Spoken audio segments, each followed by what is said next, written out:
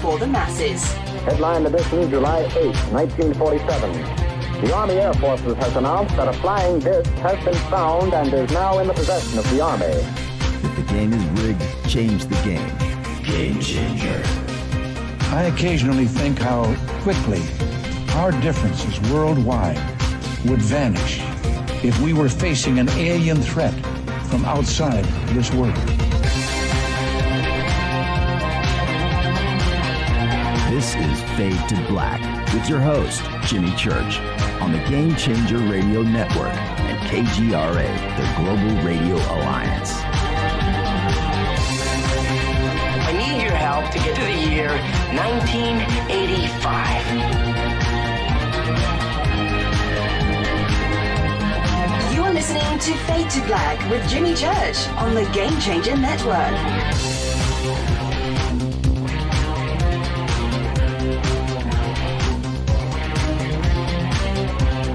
Good evening. Right, Fade to Black. Bespoke Radio for the masses. Yeah, man. How you doing? How you doing? Today is Monday, May 10th, 2021.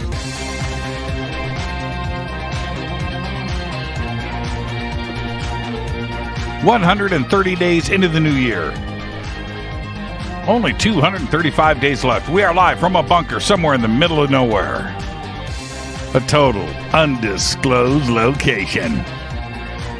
But it's beautiful. How you doing? All right, Monday.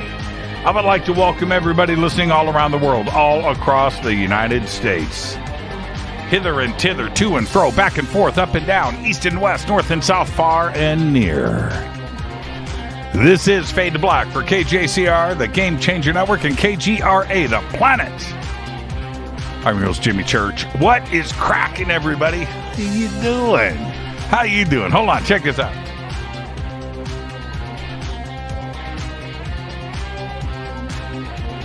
I was gifted this today. I don't know if you can see it. It's cool. Little diorama. Pretty cool. Sitting here in the bunker. All right. What a week we have coming up on Fade to Black. Oh, man. Here we go. Starts with tonight. Very special guest, Professor Avi Loeb joins us for a full-on discussion on the size of everything. That's tonight. Tomorrow night, Alan Steinfeld is here for the first time. I can't believe it's been 10 years. Alan Steinfeld finally on the show with us.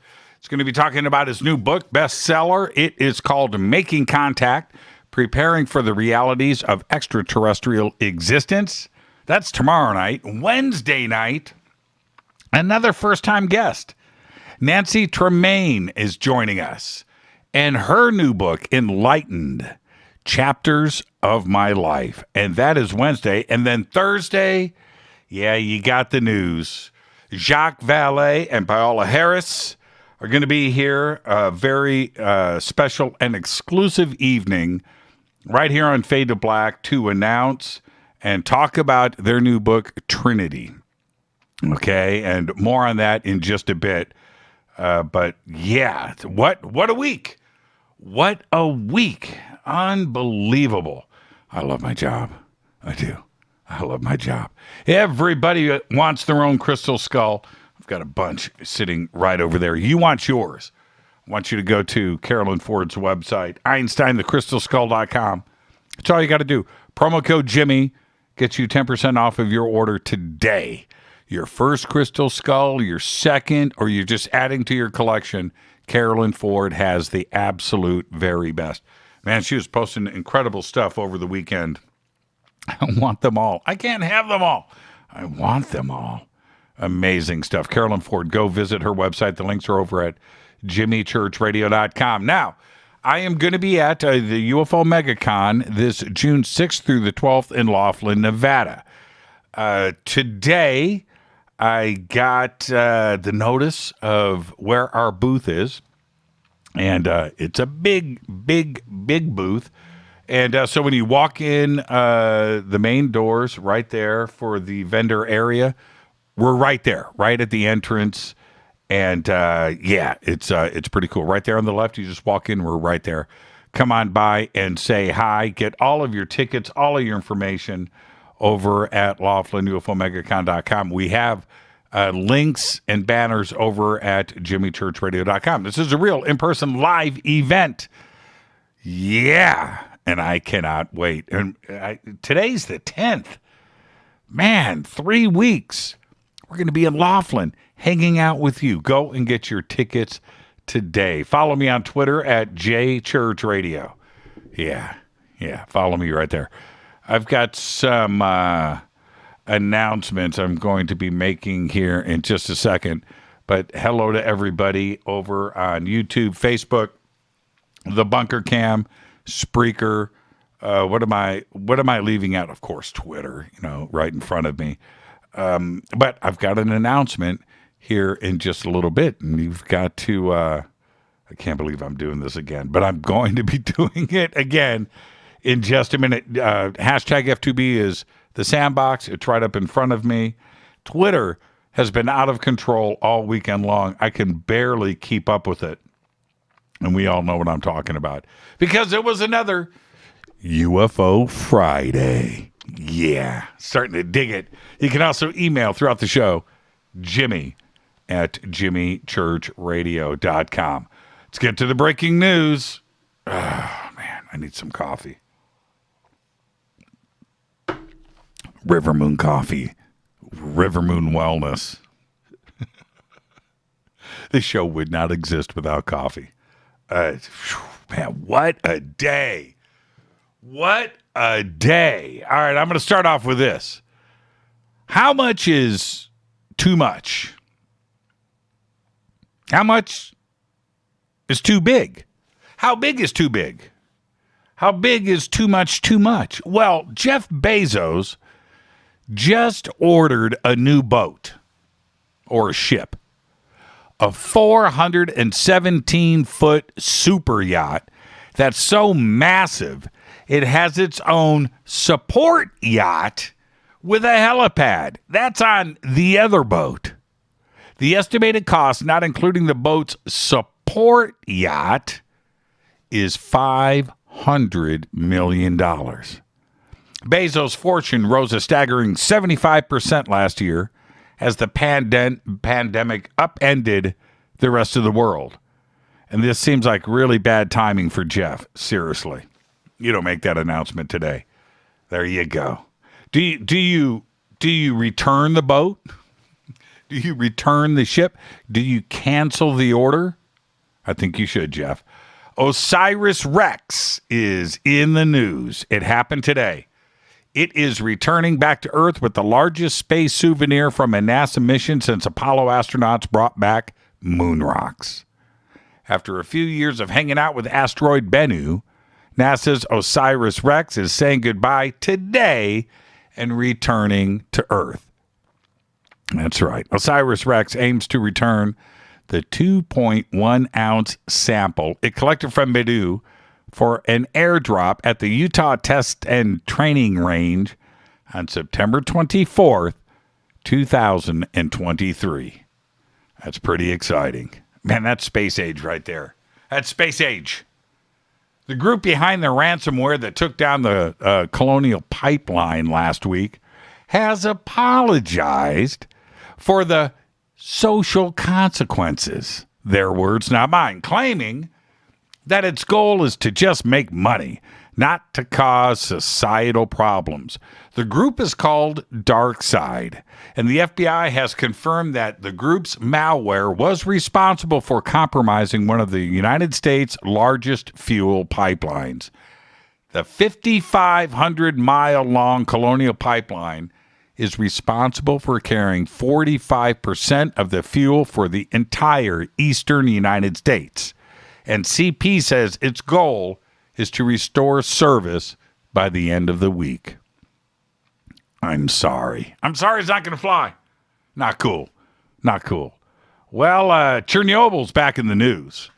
Nuclear fission reactions are happening right now at Chernobyl. A melted amalgam of nuclear fuel at Chernobyl is beginning to react. And the issue is rainwater, which has activated minerals buried deep within the closed plant. The reaction could burn out naturally, but it could also require human intervention.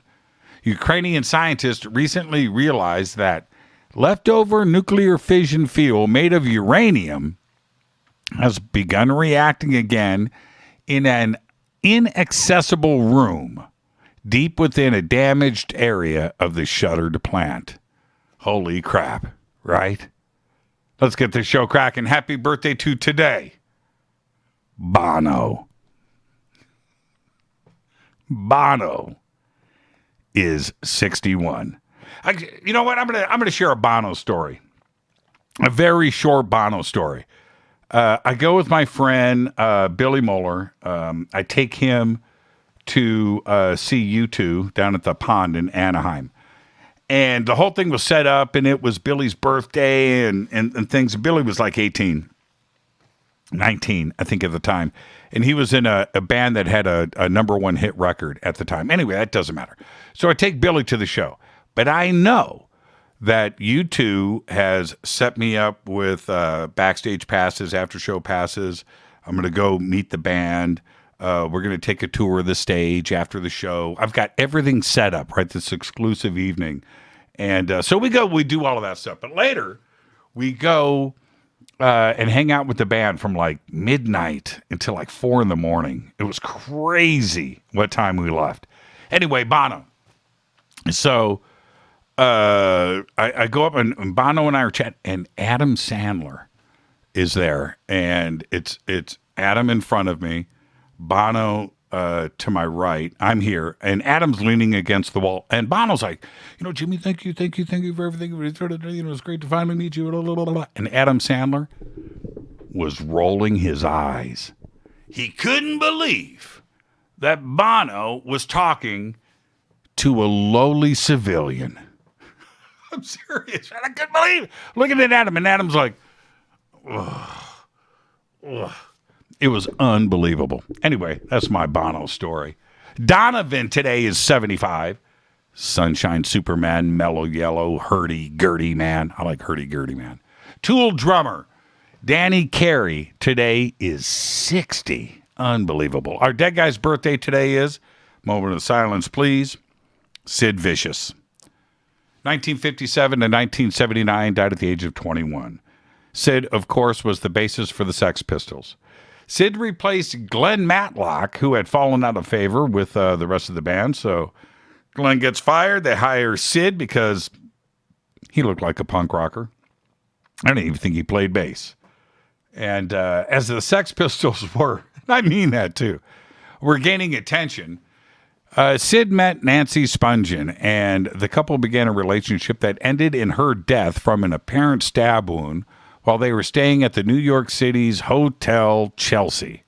Under suspicion of murder, Vicious was released on bail and was arrested again for assaulting Todd Smith, brother of singer Patti Smith, at a nightclub, and underwent drug rehab on Rikers Island. On the evening of the 1st of February, 1979, a small group of friends, including Jerry Only of the Misfits and future D Generation founding member Howie Pyro, gathered at the Manhattan apartment of Vicious's new girlfriend, Michelle Robison, to celebrate his having made bail. Sid died sometime in the night from an overdose and was discovered by his mother, Ann Beverly, early the next morning. He was just 21 years old. Unbelievable story. On this day in history, OTD, 1869, the Transcontinental Railroad is completed, unifying the United States. No longer would western-bound travelers need to take that long and dangerous journey by wagon train. That's a big deal. Fader fact. Now, here you go. It's that time of the night. Fader fact. Adidas, otherwise known as Adidas, Adidas, bought their 3-stripe design from a Finnish sportswear company called Karhu. They bought the design for 2 bottles of whiskey and $2,000 cash. And that is your Fate or Fact. That's a true story. That is unbelievable. Tonight, very special guest, Professor Avi Loeb, joins us for a discussion on the size of everything. It is a full-on classroom situation coming up. Tomorrow night, Alan Steinfeld is here for the first time. And it's funny because Alan's like, man, Jimmy, it's been 10 years, man. Can we finally do this? I said, yes, because he's got a new book out. It's great. It's called Making Contact, Preparing for the New Realities of Extraterrestrial Existence. And Wednesday night, another first-time guest, Nancy Tremaine, is with us. She's got a new book out, too. This is New Book Week, it seems.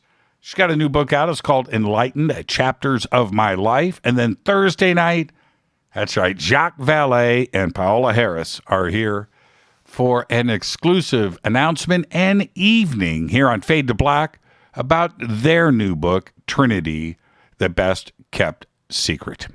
All right. Now, let me hit this River Moon Coffee once again, rivermoonwellness.com.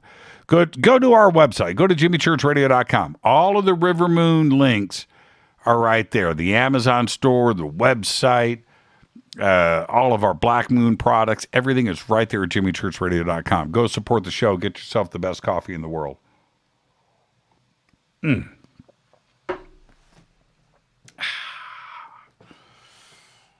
Well, Adidas. Yeah, there it is right there. That's good. That's Karhu. Yeah, it's crazy, isn't it? Yeah, true story. That's a fact. What blend of whiskey?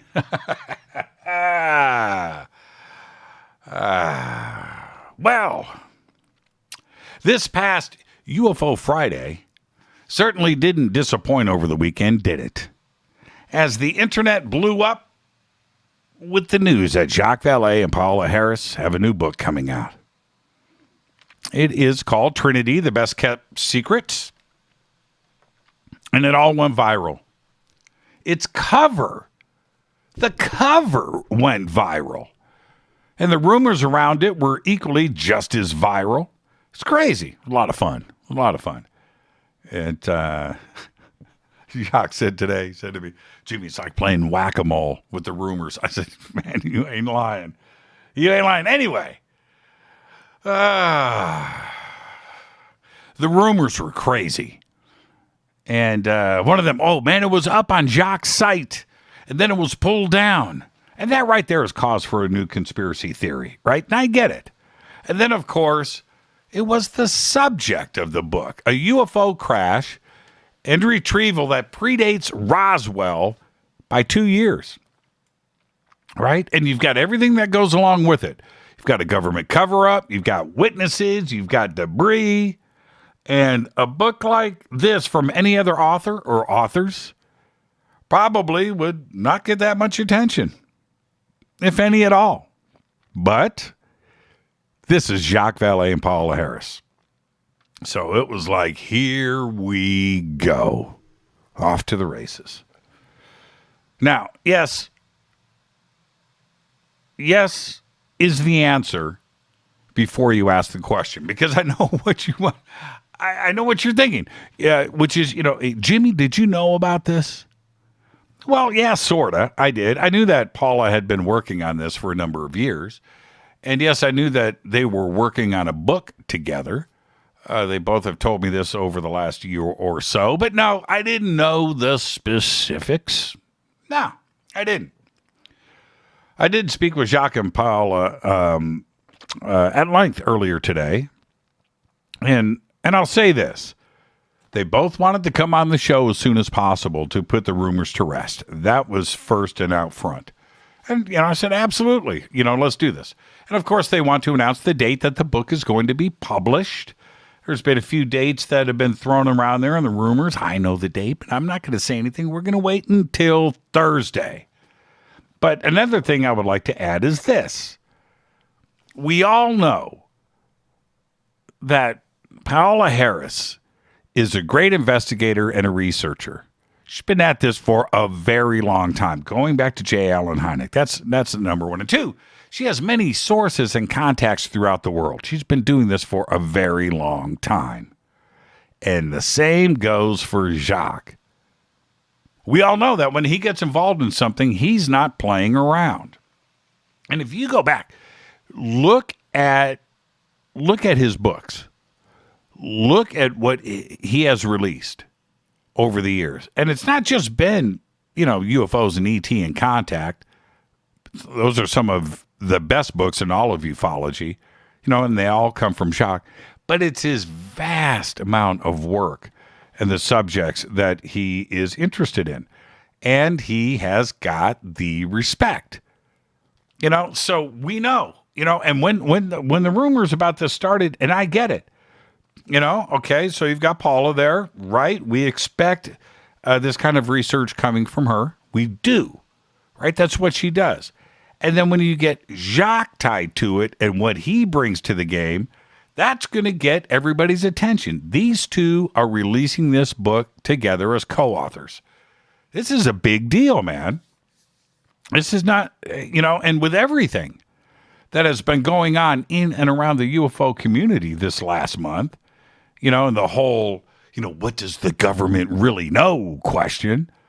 Well, we get this potentially huge news.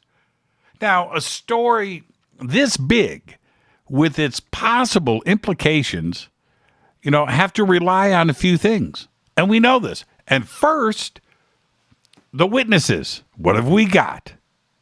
It's number one. Number two, a paper trail. What do we got? Got to have that. And third, physical evidence. If we go back to Roswell, we certainly had all three. Witnesses, can't even count them. The amount of evidence and paper trail out there on Roswell, and stacks of it, starting with the Roswell Daily Record, right? And third, the physical evidence. We have photographs of fake physical evidence. It doesn't get any better than that, does it? What will Vallée and Harris present to the world? Right? Well, we'll have to wait for the book to come out, number one. And I should have it in my hot little hands later this week. And that's because I do this show and I get this stuff in advance. But I'll have it later on this week in time for the show with them on Thursday night, when I will be able to ask all of the right questions. Like, man, I know what everybody's thinking too. Jimmy, come on, don't mess this up. And I'm not. Because I want to know, when did you find out about Trinity? What did you find out? This is explosive news. Who disclosed it to you? Right? Where did that come from? How many witnesses do we have? Right? At this point, this is 2021. That happened in 1945. All right? So how many witnesses are still alive? Right? What is the evidence? I've seen what everybody has posted. I've seen that. I've gotten all the emails from all of you. I've been reading it. I get that. So what is the evidence? What is the debris? I've seen those images too, and I've heard the chatter too. So, and of course, with the debris, if yes, and we have to assume that the answer is yes, has it been tested? That is one of the things that Jacques does. We know this.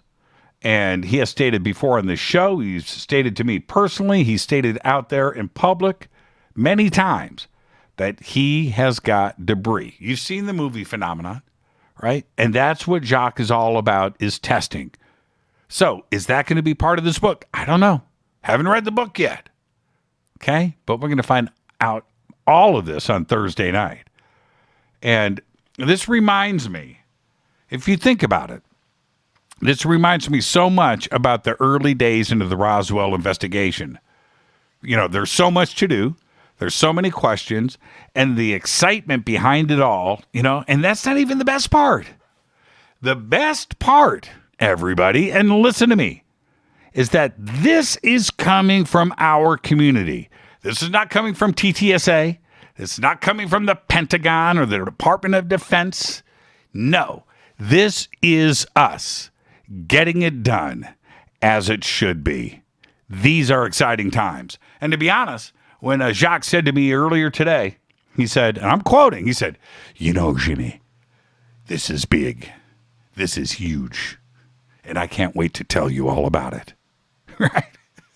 And it scared the crap out of me. I'm not joking. So here we go. Another great week on Fade to Black. Unbelievable. Starting with, right tonight, Professor Avi Loeb is here. Tonight, it's a classroom. It's a full-on classroom. Tonight, our discussion is the size of everything. Tomorrow night, Alan Steinfeld is here. His new book, Making Contact. Wednesday night, another first-time guest, Nancy Tremaine, is here. Thursday night, Jacques Vallée and Paula Harris. And now, here's my announcement. This conversation with Avi was recorded right before the show tonight. We actually wrapped a few minutes before showtime. This interview is live. This conversation is live. But Avi had to be up early. He's a teacher. He's got to be up early. Can't stay up late hanging out with Fade to Black live on the air. And he said, "Jimmy, man, can we just do a can we, you know, I'll stay up with you if you're going to make me do it. But please." And I said, "Hey, you know what? Let's do it. Because I'll be able to go and hang out on Twitter and YouTube all night tonight." And really, honestly, I can't believe I'm doing this again. I have only done 4 pre-records in 9 years.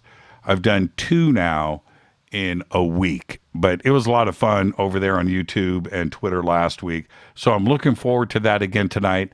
Let's hang out. Let's have a good time. It's going to be awesome. This conversation with Avi, and I'm going to get to listen to it again, was very wide-ranging. And I wanted to, for me, everybody knows how I enjoy physics and studying science and trying to get answers. This was an opportunity for me to sit with one of the great professors and theoretical and astrophysicists on this planet and ask the questions that I needed answers to. And that's what we did tonight. So enjoy all of it. And there are some moments in this that are pretty amazing. And I broke it down into 4 sections. And I saved the last section for the questions about ET and life and what is out there and how and why and when have we been visited. This is an incredible conversation. Get ready for all of that. Avi Loeb is our guest tonight. And as soon as we get this started and we head to commercial break, I'm going to jump over to YouTube. I'll be hanging out on Twitter all night, and we're going to be able to just have fun and ask some questions. Here we go. This is Fade to Black. I am your host, Jimmy Church. Tonight, Avi Loeb. Tomorrow night, Alan Steinfeld. Wednesday night, Nancy Tremaine. Thursday night, Jacques Vallée and Paula Harris. I'm your host, Jimmy Church. This is Fade to Black on the Game Changer Network and KGRA, The Planet. Follow me right now on Twitter. I'm going to be there all night. All right? I'll be right back.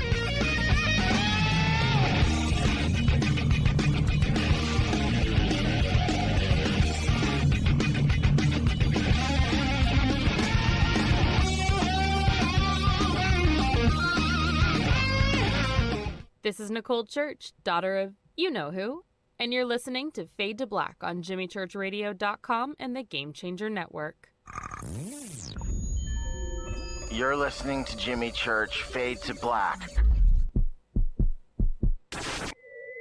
Fade to Black will now pause for alien identification.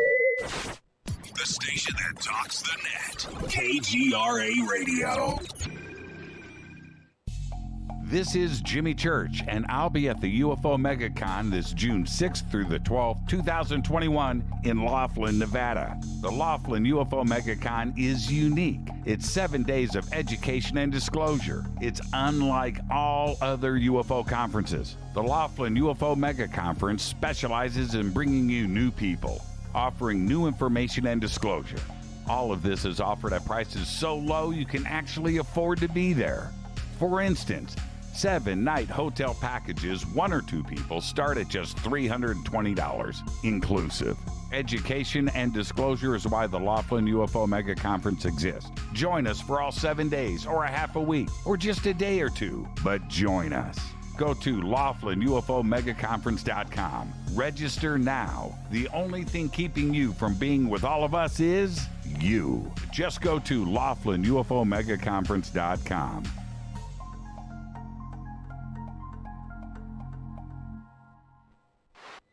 Introducing the Game Changer blend from Rivermoon Coffee that delivers a customized blend made specifically for the Fadernauts. If the game is rigged, change the game. It's a bolder cup with some bite.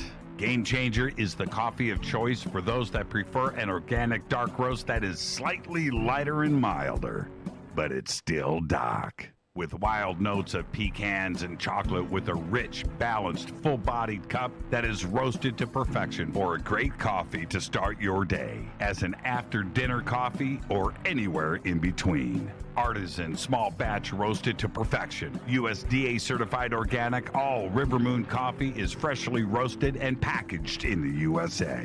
Just go to rivermooncoffee.com or click on the banners over on our site and use the promo code F2BBLEND for 15% off of your order today. rivermooncoffee.com. This is the only way forward. This is Fade to Black. Make contact. KGRAradio.com. This is Jimmy Church of Fade to Black, and you can get our podcast for just $2 per month. All you have to do is click on the podcast banner over at jimmychurchradio.com. Hi, folks. It's troubling times, and fear is pushing emotions, which in turn pushes health the wrong direction. Do you ever get an ache because life is uneasy? Try Life Change Tea at getthetea.com. Life Change Tea works on your digestive tract, helping to move food through quicker and comfortably so your health is spot on. Life Change Tea may not help with world issues, but it will help with your digestive issues. A glass a day helps keep the intruders away. So, change your life today. Log on to getthetea.com. That's getthetea.com. If your health game is off, get on by ordering Life Change Tea. Getthetea.com. And while you're on our site, look around at the great non-GMO organic supplements. And if you're a sales shopper, go to our specials page and see what's for you. I've been drinking the tea for 12 years and I'm sure glad for its health benefits. Again, that's getthetea.com. Getthetea.com. The tea that makes you go. Fadernauts. When you think about the future of our country and where we're headed, do you wonder about the food supply? I do. Disruptions in the food supply chain could be disastrous, and they usually occur with little warning. That's why the smartest thing you can do today is to stockpile emergency food, water, and other essentials. I personally recommend My Patriot Supply. They're the nation's largest emergency preparedness company, serving millions of customers for more than a decade. In fact, they're the only source my family trusts for our preparedness plan. You should too. Right now, save 20% off a full 4-week supply of delicious meals that provide 2,000 calories a day. Saving 20% helps too, doesn't it? Especially now. So go to preparewithjimmy.com and get ready. That's preparewithjimmy.com. There's no time to lose. Do it now. 9 out of 10 geneticists agree. Fade to Black is not your father's radio show on the Game Changer Radio Network and KGRA, the planet. Hi, this is Rob Reiner from Anvil, and you're listening to JimmyChurchRadio.com. What's up? I'm Chris. What up? This is Kyle Massey, and you're listening to Jimmy Church Radio.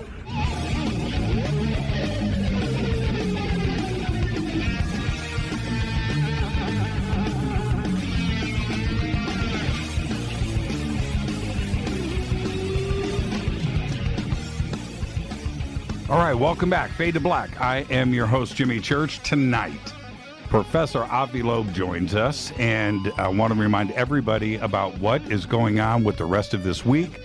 Tomorrow night, Alan Steinfeld is here for the first time to announce his new book, Making Contact, Preparing for the New Realities of Extraterrestrial Existence.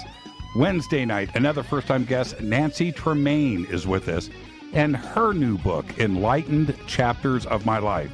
And then Thursday night, Jacques Vallée and Paola Harris are here for the exclusive announcement about their new book. It is called Trinity, the Best Kept Secret. But tonight, it's Harvard's Professor Avi Loeb. He is joining us to take us back to school. He's certainly going to take me to school. We're going to have a full discussion tonight about the size and origins of everything. Our universe, the Milky Way, and yes, we're going to jump into some Big Bang Theory. Avi Loeb, of course, is a theoretical physicist who works on astrophysics and cosmology. Professor Loeb is the Frank B. Baird Jr. Professor of Science at Harvard University. He has been the longest-serving chair of Harvard's Department of Astronomy, founding director of Harvard's Black Hole Initiative, and director of the Institute for Theory and Computation within the Harvard-Smithsonian Center for Astrophysics. He is the author of the best-selling book, Extraterrestrial, The First Sign of Intelligent Life Beyond Earth, which I have read now at least 10 times. I would like to welcome back to Fade to Black, Professor Avi Loeb. Avi, good evening. How are you? Thanks for having me. And it's good to have you back. And there's a couple of things that I want to discuss tonight. But here's the thing. Numbers change every single day.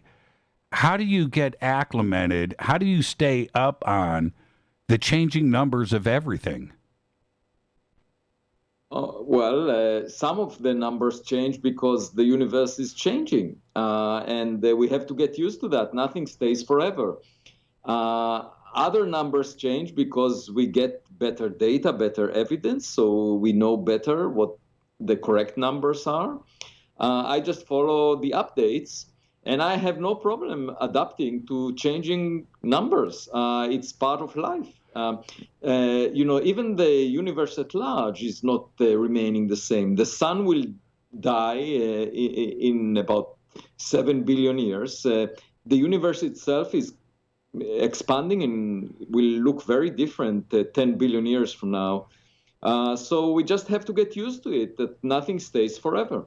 Is there, I have to know, in your circle of friends, your astrophysicist friends, your circle of friends, do you guys have a central depository of information where numbers are there that you all draw from? Yeah, it depends on the context, but definitely there are some summaries of the numbers we agree on. For example, the fundamental parameters of the universe. What are the constituents of matter and otherwise in the universe?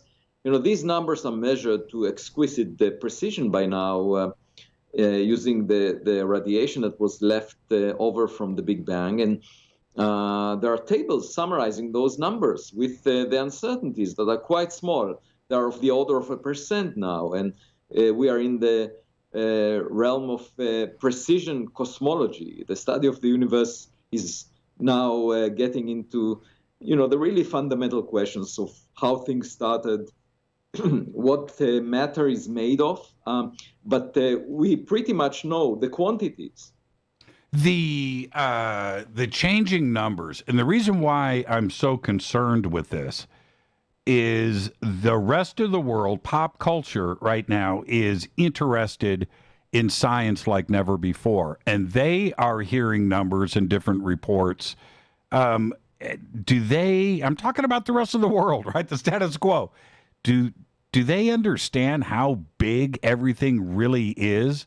Or is it starting to get maybe a little numbing and they don't understand how big the universe or our Milky Way really is?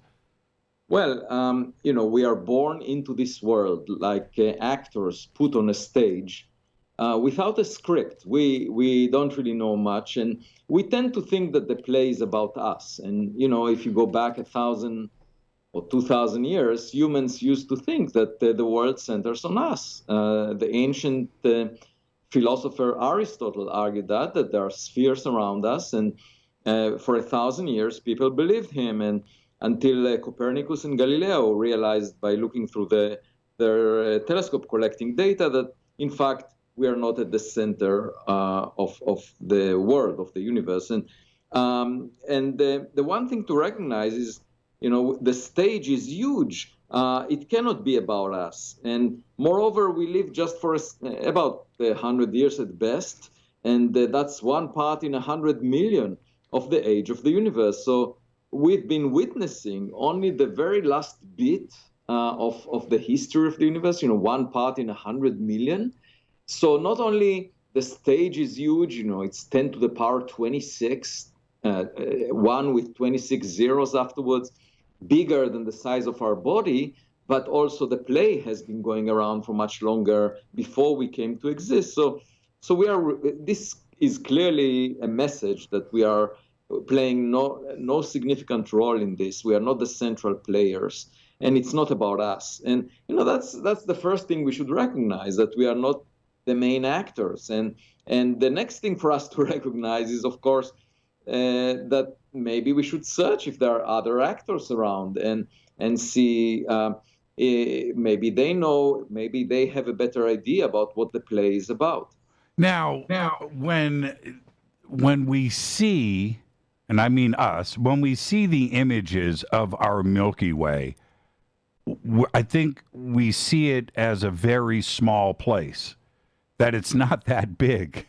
and the truth is, our little galaxy is ginormous.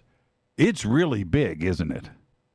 Yeah, it's the region that we can see, the light that we can see from stars, extends to tens of thousands of light years away, but from us. But in fact, the Milky Way is even bigger. It's hundreds of thousands of light years big. There is a halo of matter that we can't see. It's called dark matter, which makes most of the matter in the universe. We just label it as dark matter because it doesn't emit any light or scatter any light. We don't know what it's made of, and we've been searching for decades various types of particles. We didn't find them, we didn't detect them. Hundreds of millions of dollars were invested in experiments trying to detect the dark matter without success. So that's one of the mysteries about the universe, what most of the matter is. It looks like there is 5 times more matter than the one that we can see. Now, the last measurements that I'm aware of, the guesstimate, which is pretty solid, the Milky Way is about 150,000 light years across. That's huge. I mean, that's our nearest celestial neighbor, as we know, our nearest star system, Proxima Centauri, is 4.5 light years away. That is the closest neighbor. That's a long ways from us. If we're 150,000 light years across, what are the latest counts of actual stars in the Milky Way? Oh, they extend close to that distance. In fact, now the Milky Way seems to, is estimated to extend it a little farther than that. And there is another sister galaxy that is roughly grazing the Milky Way right now. It's called Andromeda. And it's on its path towards a collision with the Milky Way. So in a few billion years, the two galaxies will collide, and the stars inside them will mix up, and they will end up in what I call Milkomeda, which is the merger product of the Milky Way and Andromeda. And it would look sort of like a football, not like the Milky Way looks right now, which is a disk or a plate. So both the Milky Way and Andromeda look like disks, but when they will merge, they will create something that is rounder, sort of like a football, and that is called an elliptical galaxy. When we see those galaxies in the sky, they were most likely the result of mergers of this type. And the night sky will change completely in a few billion years. And in fact, the sun will be kicked out away from the center. And there is even a chance that during the merger, the Andromeda Galaxy will pick up the sun, and we will be able to see the Milky Way from a distance. And that would be a fascinating view. Are we looking at about 500 million stars in the Milky Way? Roughly, yes. Most of the stars are much smaller than the sun. Most of them are called dwarf stars. They are about a tenth of the mass of the sun, and they emit mostly infrared light. So as it turns out, about a quarter to half of all the stars have a planet the size of the Earth in the habitable zone, roughly, around sun-like stars, roughly at the same separation as the Earth is from the sun. So you could have life around a significant fraction of those stars, and most of if there is life around many stars, most of the stars emit infrared light. So the creatures on the surface of the planets around them, they should have infrared eyes. And in a class that I teach at Harvard, I asked the students a few weeks ago whether they know about any animal on Earth that has infrared eyes. And one of the students found an image of a shrimp that has infrared eyes, which look like two ping pong balls connected with cords to the head of the shrimp. And it did look like an alien to me. But surely those creatures, that are sensitive to infrared radiation are probably very strange looking. And you can imagine that if there are any interstellar travel agencies, they will never advertise the Earth as a desired destination for a vacation, because all that we can offer in our vacation sites are green lawns that are illuminated by visible light. And that light hurts the eyes of those infrared viewing creatures. And they're used to dark red grass. So they will never come to visit us. Now, what would we look like? What would we look like to them? Would it just be an infrared outline of our bodies? Oh, yeah. In fact, our body emits infrared radiation. That's why the military is using special goggles that can detect infrared light at night. And so every warm body, roughly at room temperature, emits mostly infrared light. So in fact, they would be able to see our body emitting light even at night, just like military personnel, can see soldiers with infrared goggles. Now that's crazy to me. That's crazy. I didn't expect this conversation to go in that direction. But let's back up for a second. Okay, so if we are talking about 500 million stars, and the latest guesstimates have been that each one of those stars should have a planet or more, then that means 500 million planets just in our Milky Way, at least, when in 1995 there was only one. Right? 500 billion, yes. Yeah, 500 billion. I said million. Yeah, that's... so in a way, once again, the sky is teaching us modesty. Not only we are not at the center of the universe, as we discussed before, but also our backyard is not very special. We are not privileged. Things like the Earth and the sun are quite common. And to me, that's an important lesson. It means that, we shouldn't feel that we are privileged, that we are unique and special.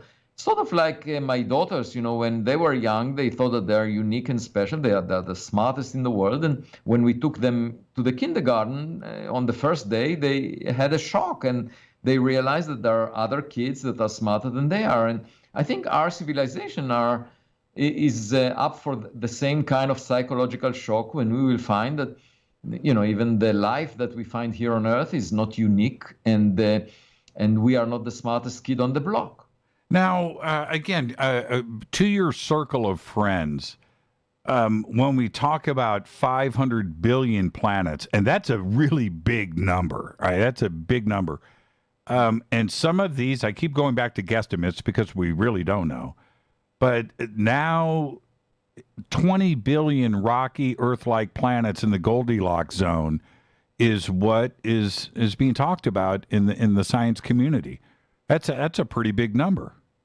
It's a huge number, and it could be even more. There are some significant uncertainties in this number, and among the sun-like stars, the fraction of stars that have a planet like the Earth, roughly at the same separation, could be as large as a half.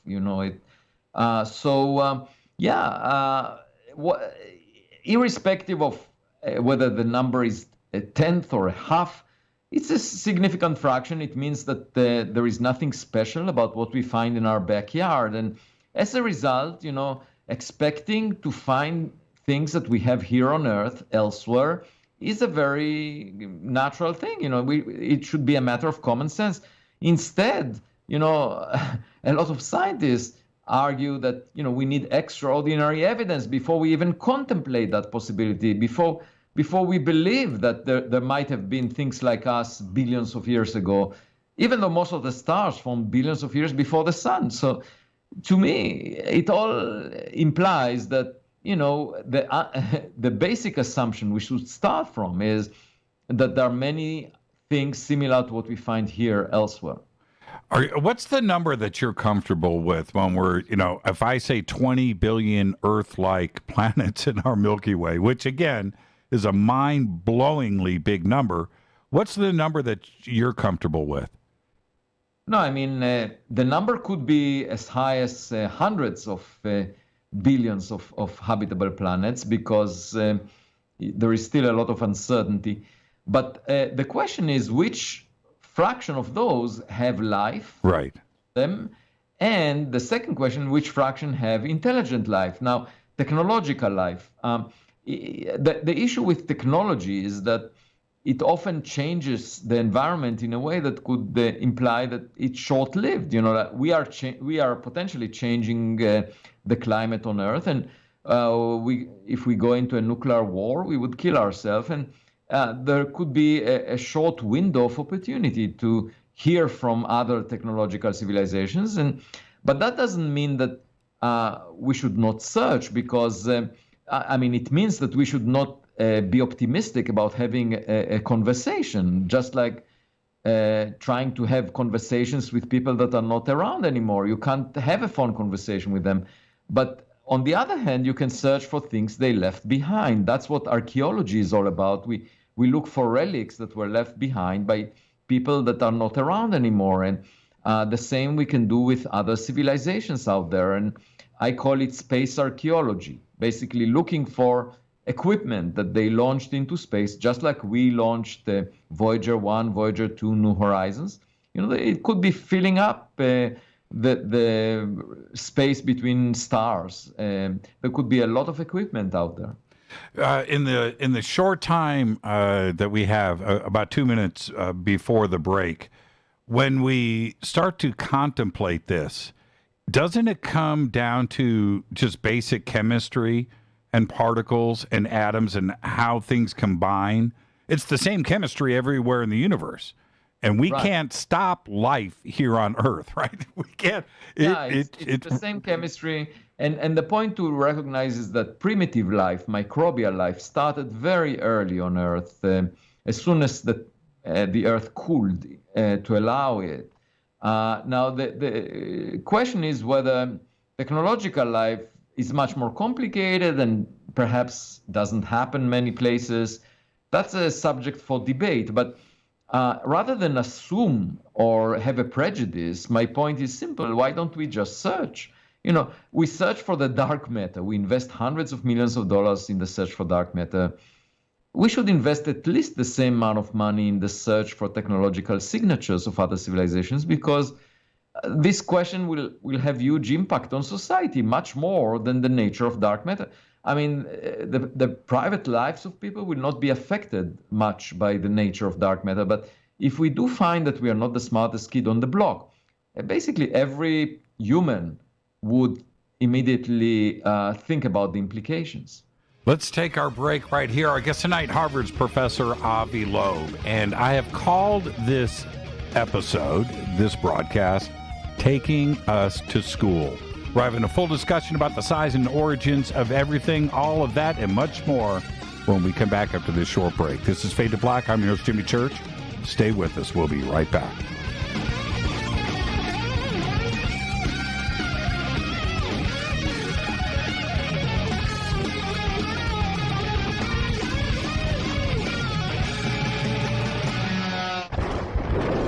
This is Fade to Black with Jimmy Church on the Game Changer Radio Network and KGRA, the Global Radio Alliance. This is KGRA Digital Broadcasting Station, Salt Lake City, Utah, Van Buren, Arkansas. This is Billy Carson with ForbiddenKnowledge.tv. Forbidden Knowledge TV has just reached its 1-year anniversary. That's right, 1 year. And as a show of appreciation, we are giving all new subscribers a free 30-day trial of ForbiddenKnowledge.tv. That's 30 days to binge watch thousands of movies, documentaries, conferences, workshops, lectures, yoga classes, meditation courses, and so much more. So log on to ForbiddenKnowledge.tv from your computer or mobile device, or get the Forbidden Knowledge TV app on Apple TV, Roku, Amazon, iTunes, or Google Play today, and use coupon code 30daysfree. That's coupon code 30 days free on ForbiddenKnowledge.tv today.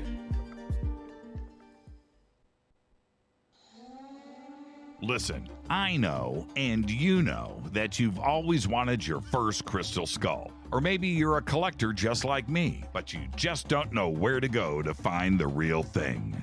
Then I met Carolyn Ford over at EinsteinTheCrystalSkull.com.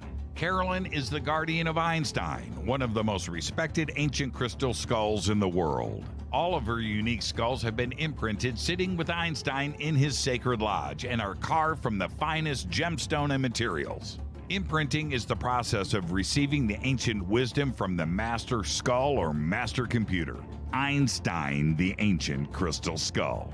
To see Carolyn's current collection of crystal skulls, just visit her store at EinsteinTheCrystalSkull.com or click on the banner over on our site. Don't forget to use the promo code Jimmy at checkout to receive 10% off of your order today. That's promo code Jimmy. Finding your first or next crystal skull is easy. Just visit EinsteinTheCrystalSkull.com. When you take the beans from Central America with dashes of Indonesian and African mixed in and then roast it to the dark side of Fade to Black, you create the ultimate brew of fringe. Introducing the Fade to Black blend from River Moon Coffee. Yes, River Moon's darkest customized roast was created for the love of Fade to Black. The alchemy of masterful roasting and smoking the beans is in every sip of this full-bodied, dark Java. I need my coffee dark, deep, with distinct bittersweet chocolate highlights, just like the bunker. Leaning further into the darkness of the roast is Fade to Black blend from River Moon Coffee. Just click on the banner at jimmychurchradio.com and use the promo code F2BBLEND for 15% off of your order today. Hello, I'm Katie, and you're listening to my main man, Jimmy Church, on jimmychurchradio.com. Hi, this is Ray Hobbs here, repping the planet, and you're listening to my good friend, Jimmy Church, Fade to Black, on the Game Changer Network and the KGRA Digital Broadcast Station. This is Toby Kebbell. You're listening to JimmyChurchRadio.com. Don't hurt me, Jimmy. I'm only little. Hey, I'm Adrian Grenier. And this is Ari Gold. We're the Honey Brothers. We're of the Honey Brothers. Hey, I'm Adrian Grenier. And I'm Ari Gold. We're the Honey Brothers. And you're listening to Jimmy Church. The Revolution. This is Jimmy Church of Fade to Black, and you can become an official Fadernaut by just going to our membership section at jimmychurchradio.com. Hello, this is Serena Wright Taylor from Conscious Life Expo, and you're listening to Fade to Black with Jimmy Church, who holds the Lucky Pony record for the best astrological chart since 1963. True story. This is Micah Hanks of the Gralien Report, and you're listening to Jimmy Church on Fade to Black, across the globe on the Game Changer Radio Network and the one and only KGRA. KGRA Radio, The Planet.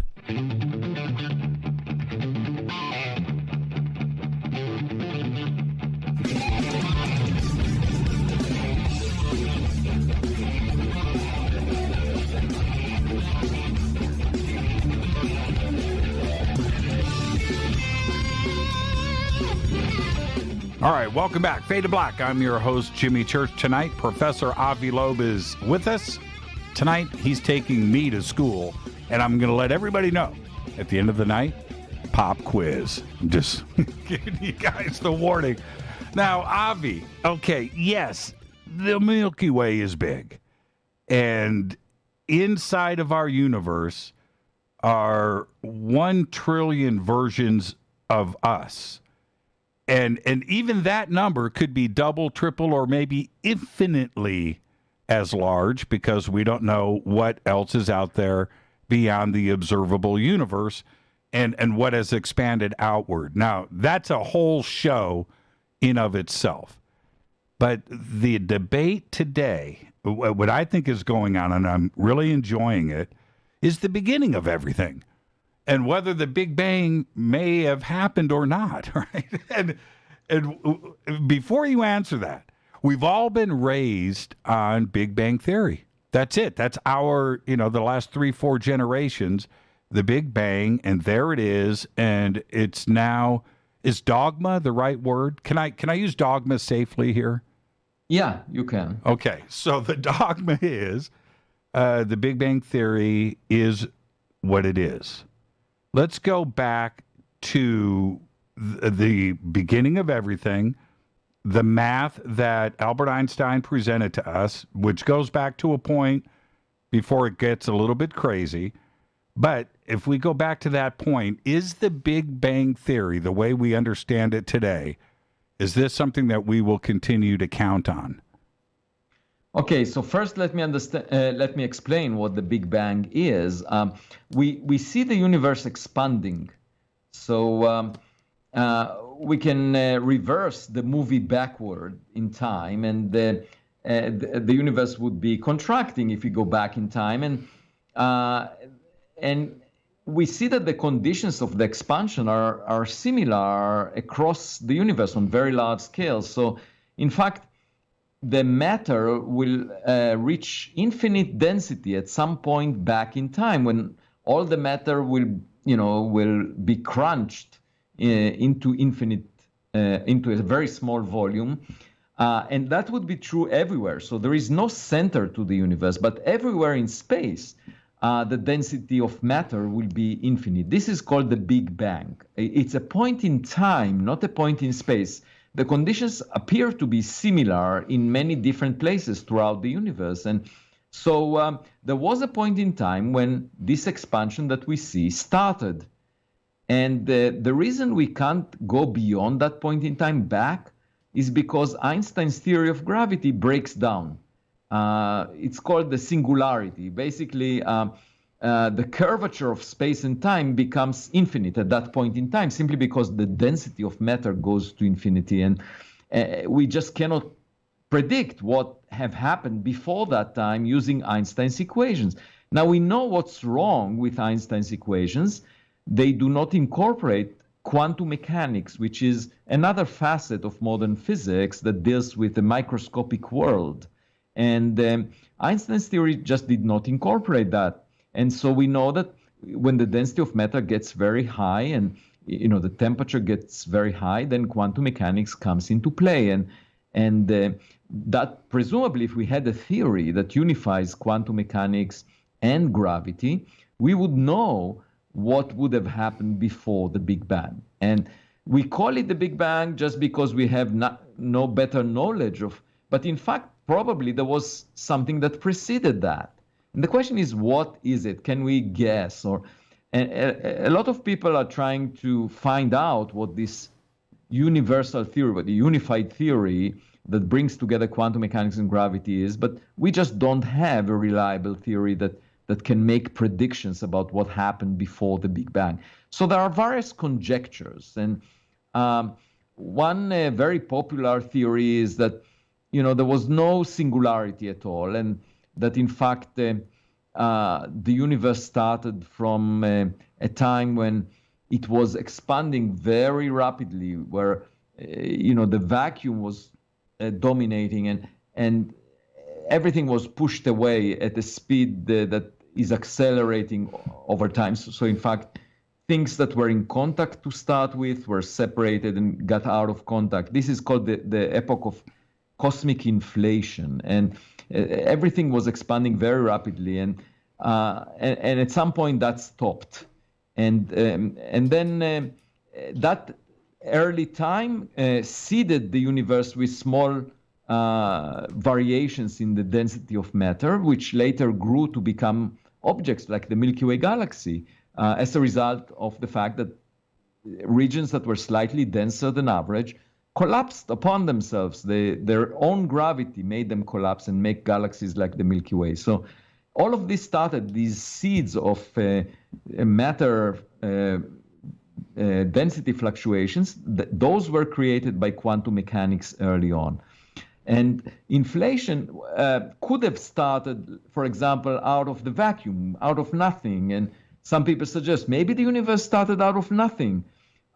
Then there is another version of what happened early, which says, oh no, the universe was initially contracting, collapsing, and then there was a bounce, and it started expanding like we see after the Big Bang. And in both cases, you avoid the Big Bang in some way, but we don't know if either of these versions is correct. I have my own alternative, which is just fun to think about, which is that, maybe as a civilization, once we figure out what the unifying theory of quantum mechanics and gravity is, we will be able to create in our laboratory a baby universe. We will know how to make a baby universe that will become a whole universe by itself. And if we do that, then we can imagine that our universe was created in the laboratory of another civilization that predated us. And so you just have babies, baby universes being born out of incubating. Universe. Yes. And you know what's, I just watched you smile as you suggested this.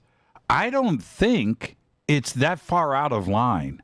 I have an open mind and everything. I listen to everything, Avi, but we just don't know, do we? We have to put everything on the table. Right. We don't know, and we don't know where the umbilical cord of our universe came from. It could have come from a laboratory of another civilization. Who knows? Now, okay, why is there so much, what's the word, angst amongst the scientific community when getting into this discussion? I mean, lines in the sand have been drawn. Yeah, I mean, I think it's very common for humans to get attached to their comfort zone and ideas from the past. And you can see that throughout human history. You know, Socrates was an ancient Greek philosopher, very wise, and nowadays he's regarded as one of the greatest philosophers that ever lived. But at the time, he was accused by the members of the city-state of Athens in Greece as a dangerous person, that he's corrupting the youth with his views of being open-minded and questioning politicians at the time and other people.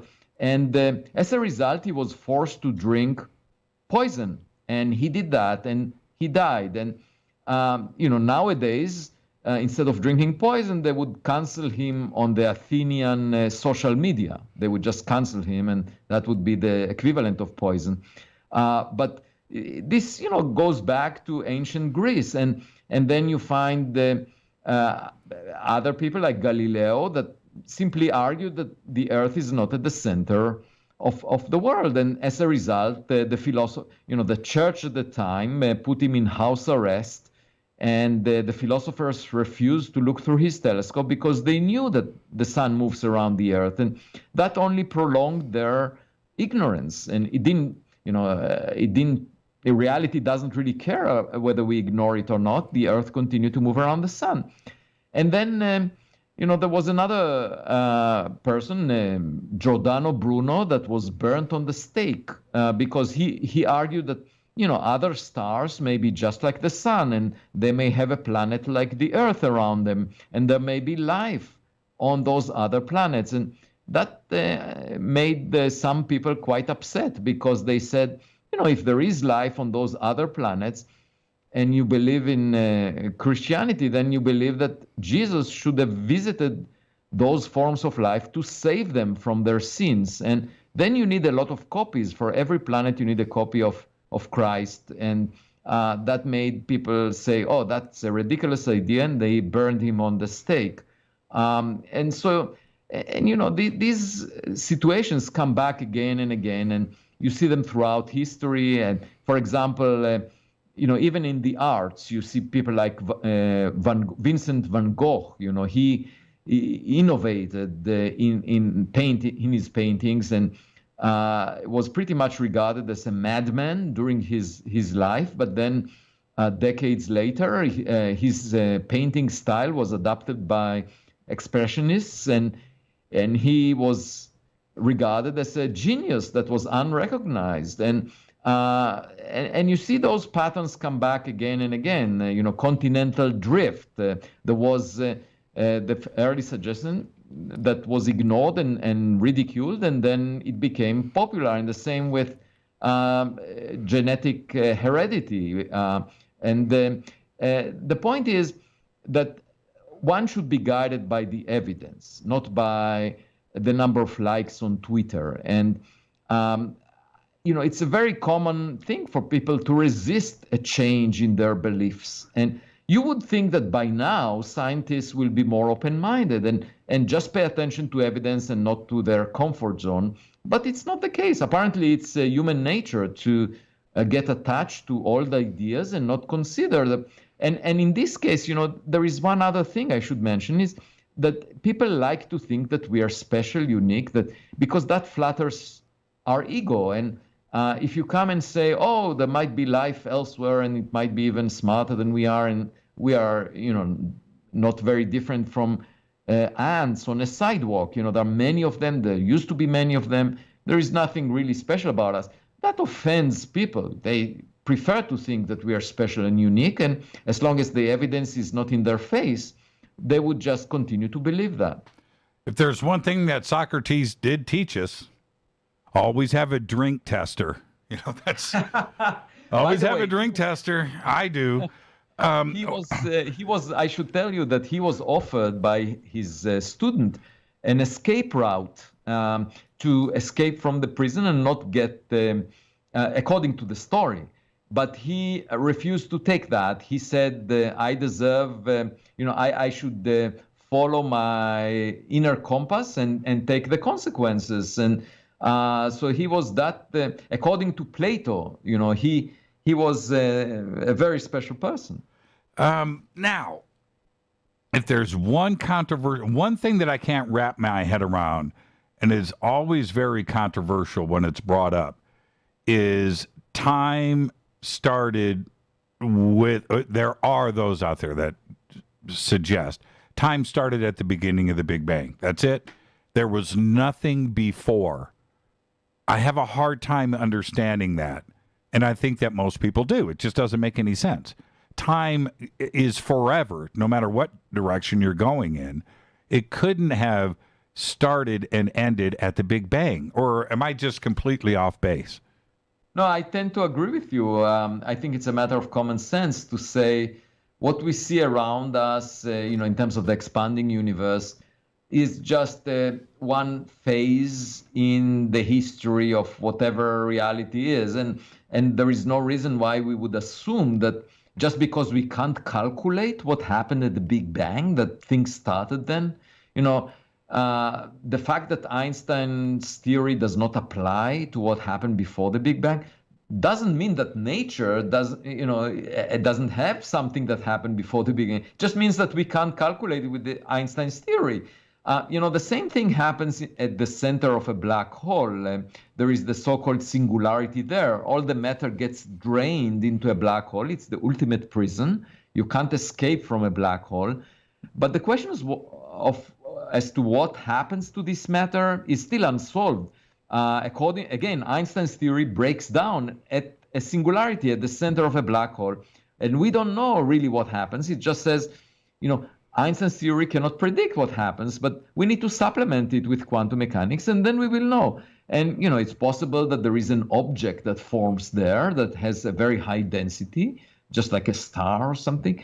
Or it's possible that the matter gets channeled into something else, like another universe, or maybe, we just don't know. And my point is that our inability to calculate what happens under some circumstances is just a reflection of our limitation. It's not a reflection of nature. Nature probably had something before the Big Bang. We just have to figure it out.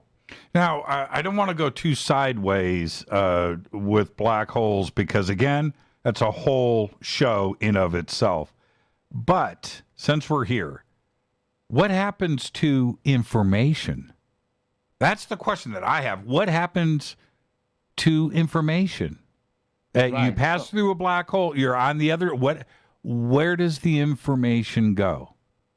That's a very good, that's a very fundamental unsolved problem in physics right now.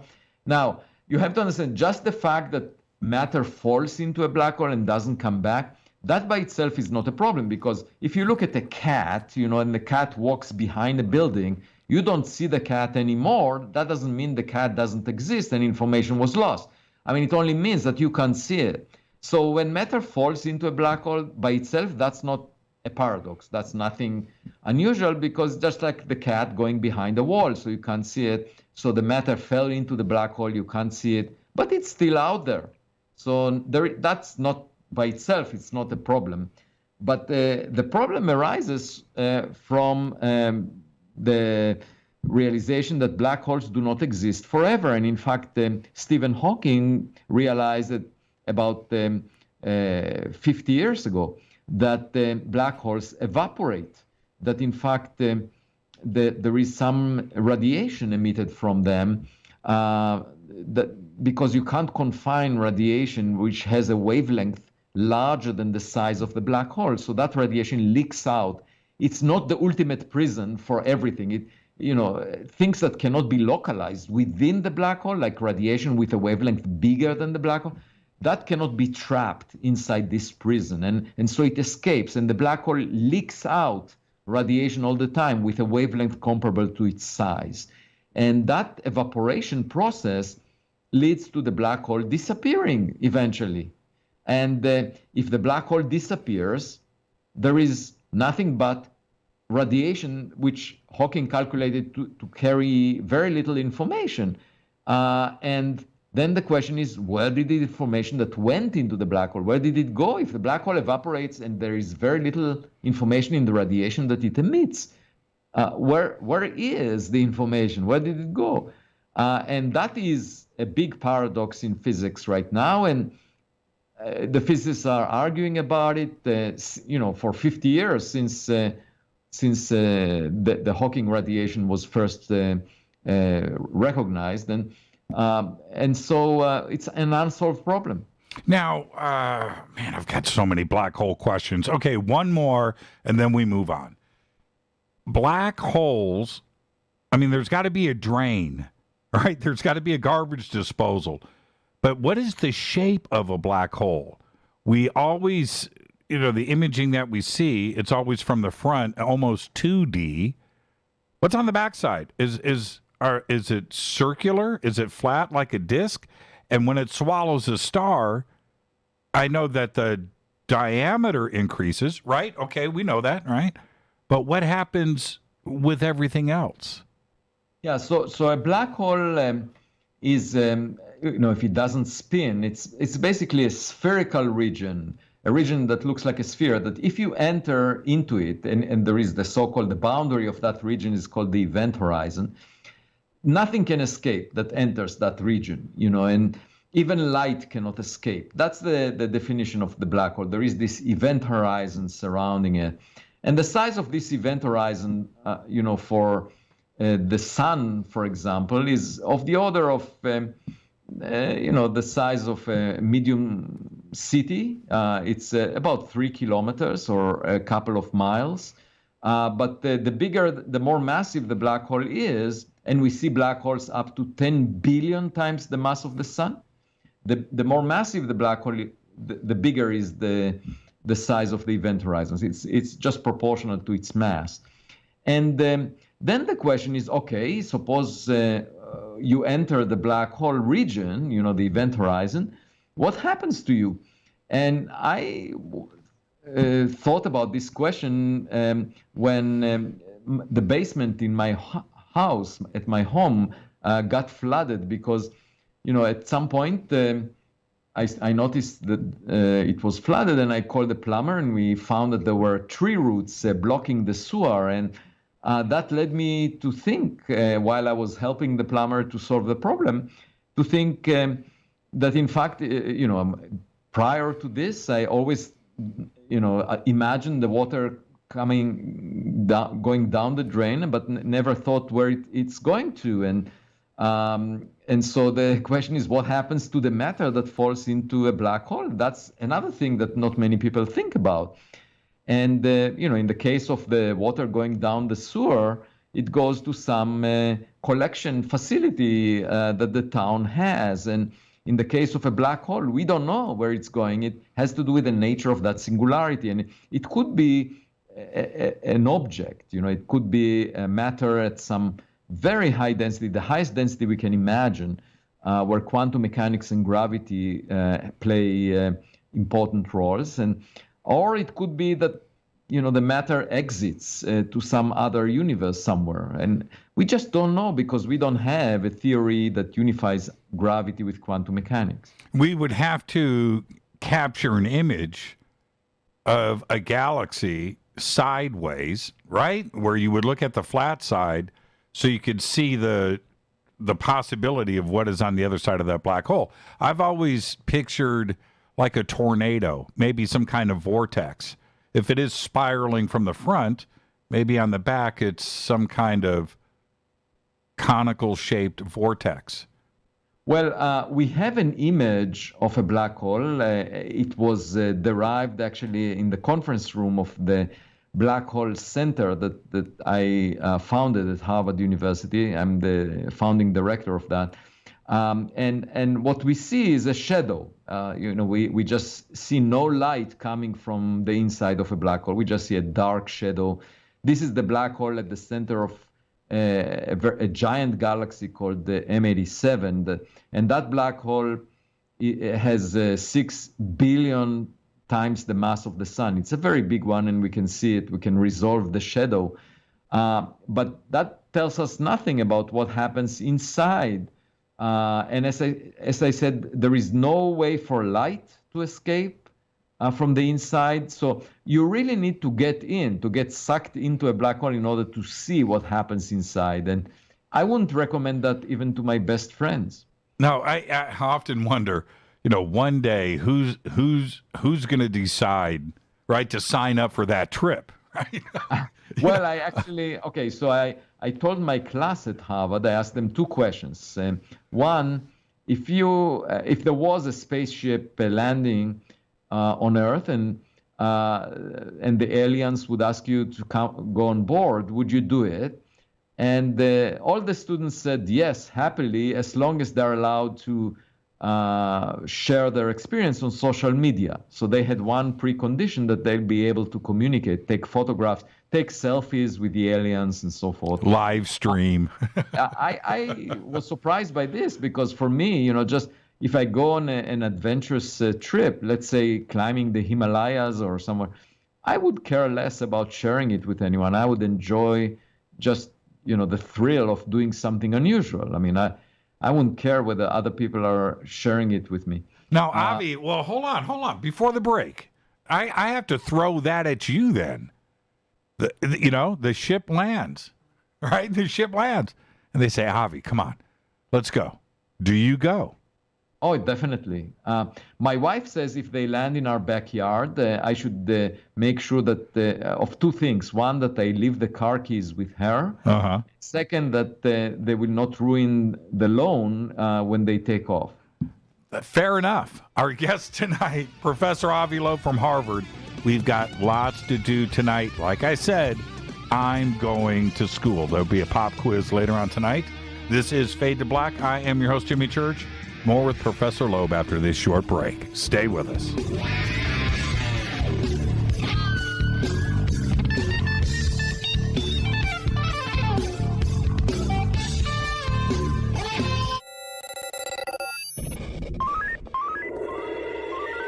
Way out here, we listen to Jimmy Church.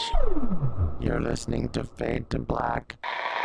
Always on the edge of the hottest alternative talk. Jimmy Church with Fade to Black. KGRARadio.com. ¿Qué tal, mis amigos? Yo soy Mario Carson, el tiburón, y los invito para que escuchen a mi buen amigo Jimmy Church Radio. ¡Claro que sí!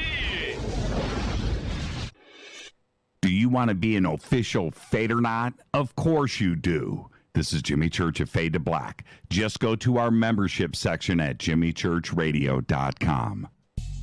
This is Jimmy Church, and I'll be at the UFO MegaCon this June 6th through the 12th, 2021 in Laughlin, Nevada. The Laughlin UFO MegaCon is unique. It's 7 days of education and disclosure. It's unlike all other UFO conferences. The Laughlin UFO MegaConference specializes in bringing you new people, offering new information and disclosure. All of this is offered at prices so low you can actually afford to be there. For instance, 7-night hotel packages, 1 or 2 people, start at just $320 inclusive. Education and disclosure is why the Laughlin UFO Mega Conference exists. Join us for all 7 days, or a half a week, or just a day or two, but join us.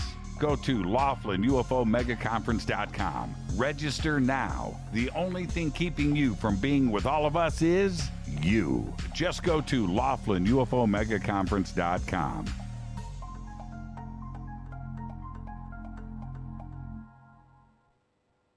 Badernauts. When you think about the future of our country and where we're headed, do you wonder about the food supply? I do. Disruptions in the food supply chain could be disastrous, and they usually occur with little warning. That's why the smartest thing you can do today is to stockpile emergency food, water, and other essentials. I personally recommend My Patriot Supply. They're the nation's largest emergency preparedness company, serving millions of customers for more than a decade. In fact, they're the only source my family trusts for our preparedness plan. You should too. Right now, save 20% off a full 4-week supply of delicious meals that provide 2,000 calories a day. Saving 20% helps too, doesn't it? Especially now. So go to preparewithjimmy.com and get ready. That's preparewithjimmy.com. There's no time to lose. Do it now.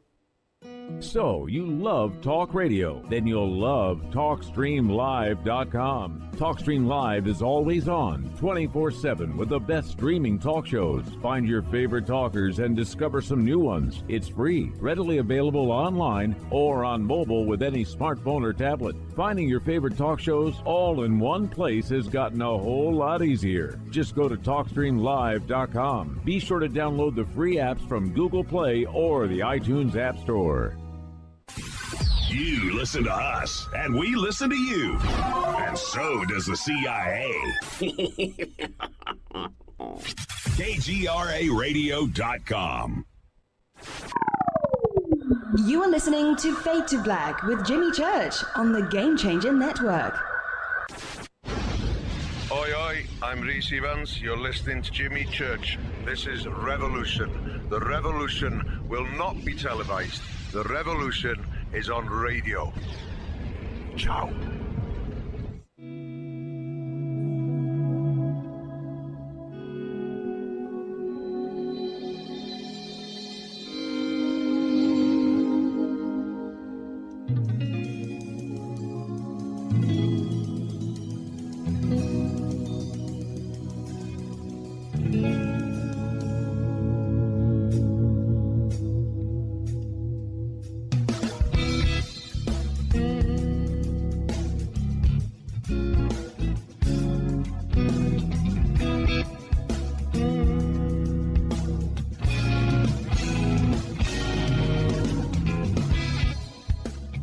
Okay, welcome back. Fade to Black. I'm your host, Jimmy Church. Tonight, Professor Avi Loeb is with us. I am going to school, which means you are too. We've got lots to cover tonight.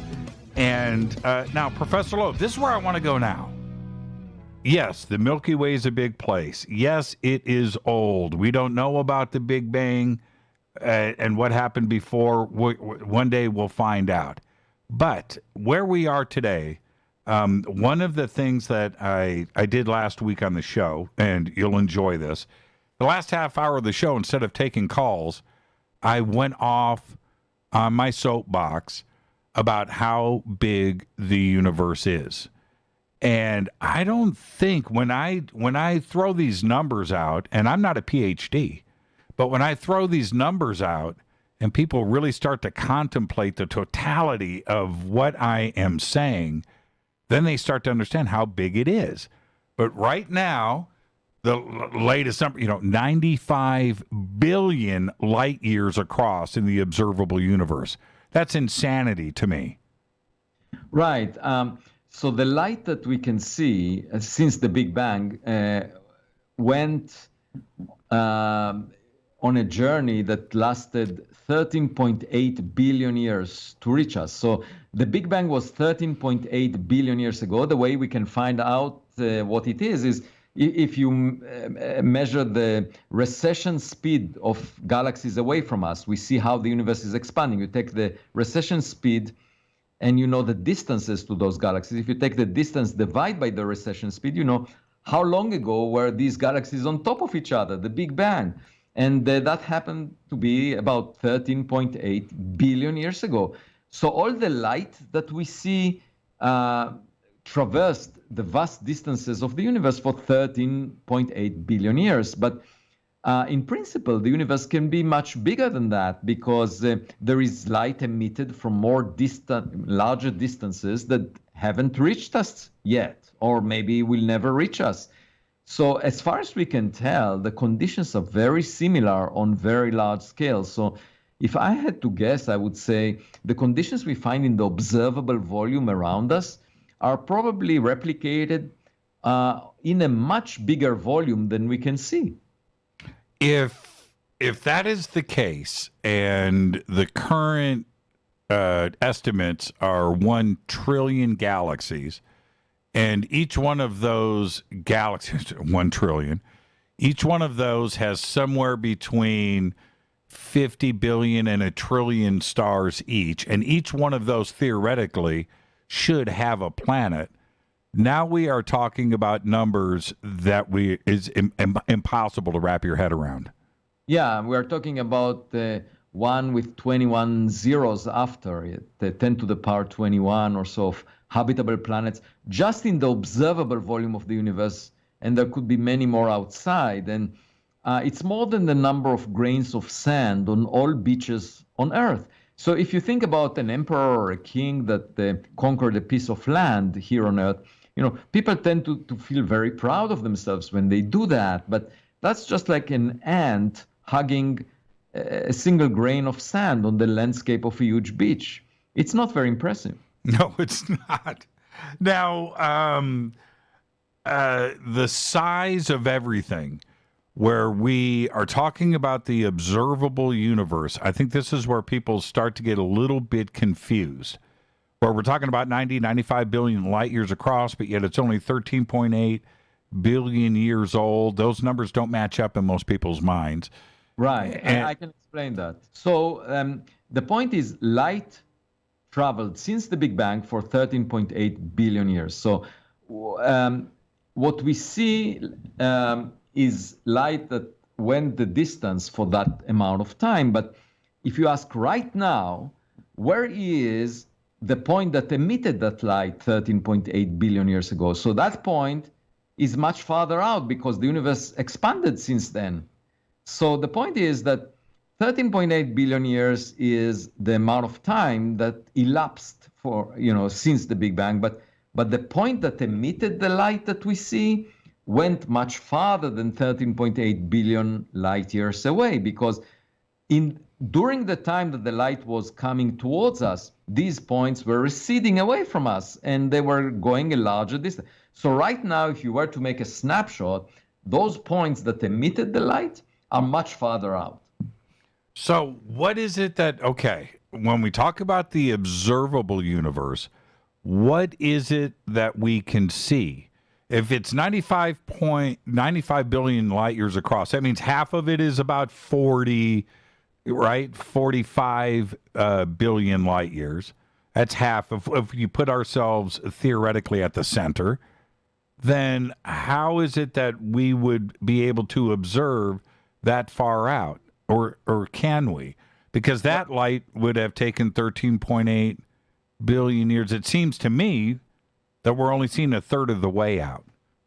No. So we are seeing light that was emitted 13.8 billion years ago. And in fact, we do see that light. It's called the cosmic microwave background. It's radiation that filled up the universe. And when the universe was very hot, and then at some point in time, about 400,000 years after the Big Bang, a very short amount of time, 400,000 years, at that point, the universe became transparent, and that light was able to travel freely throughout the universe. So what we see as the radiation came from about 400,000 years after the Big Bang. And it's pretty much the same as coming from the Big Bang itself, because 13.8 billion years later, it looks like as if it started at the beginning. And the point is that we see that light, and that light came to us from a spherical region around us. And it went for 13.8 billion years to get to us. And that's what we see. Now, what we see is a snapshot of how the universe looked like at that point in time, very early on, 400,000 years after the Big Bang. We see how the universe looked like. We can actually see it. And we have an image of that. It's the image of the cosmic microwave background. And we have that image to an exquisite precision. We can see variations in the brightness of the light to 1 part in almost a million or 10 million. We can see the variations are typically as large as 1 part in 100,000, but we have a very high precision of measuring those variations. And by the way, these were the seeds of all the objects we see nowadays. These initially, as I said, there were small variations in the density of matter, and then they grew over time, where regions that were denser than average collapsed upon themselves to make galaxies like the Milky Way. So we can see the early seeds of those variations, and we see it in the cosmic microwave background image. And we see light that was generated 400,000 years after the Big Bang, and we see everything in between. So that's the observable region of the universe. Now, stars continue to be created. Star systems continue to be created. We can observe that. We can see the rings of dust around new stars and the formations. Does that indicate, this is a very fundamental question, does that mean that galaxies are still in creation? Yeah, so the process started about 50 million years after the Big Bang. That's when the very first stars started to form. And about somewhere between 50 and 100,000 years after the Big Bang, the very first stars formed. Then the bigger and bigger galaxies formed afterwards, and they merged to make eventually galaxies as big as the Milky Way or even bigger. We haven't yet seen the very first galaxies that formed in the universe. We can see back to about a billion years after the Big Bang, or maybe 500 million years after the Big Bang, but we can't really see all the way back to when the first galaxies formed. By the way, if you go back in time, one interesting point is that 15 million years after the Big Bang is when the entire universe was roughly room temperature.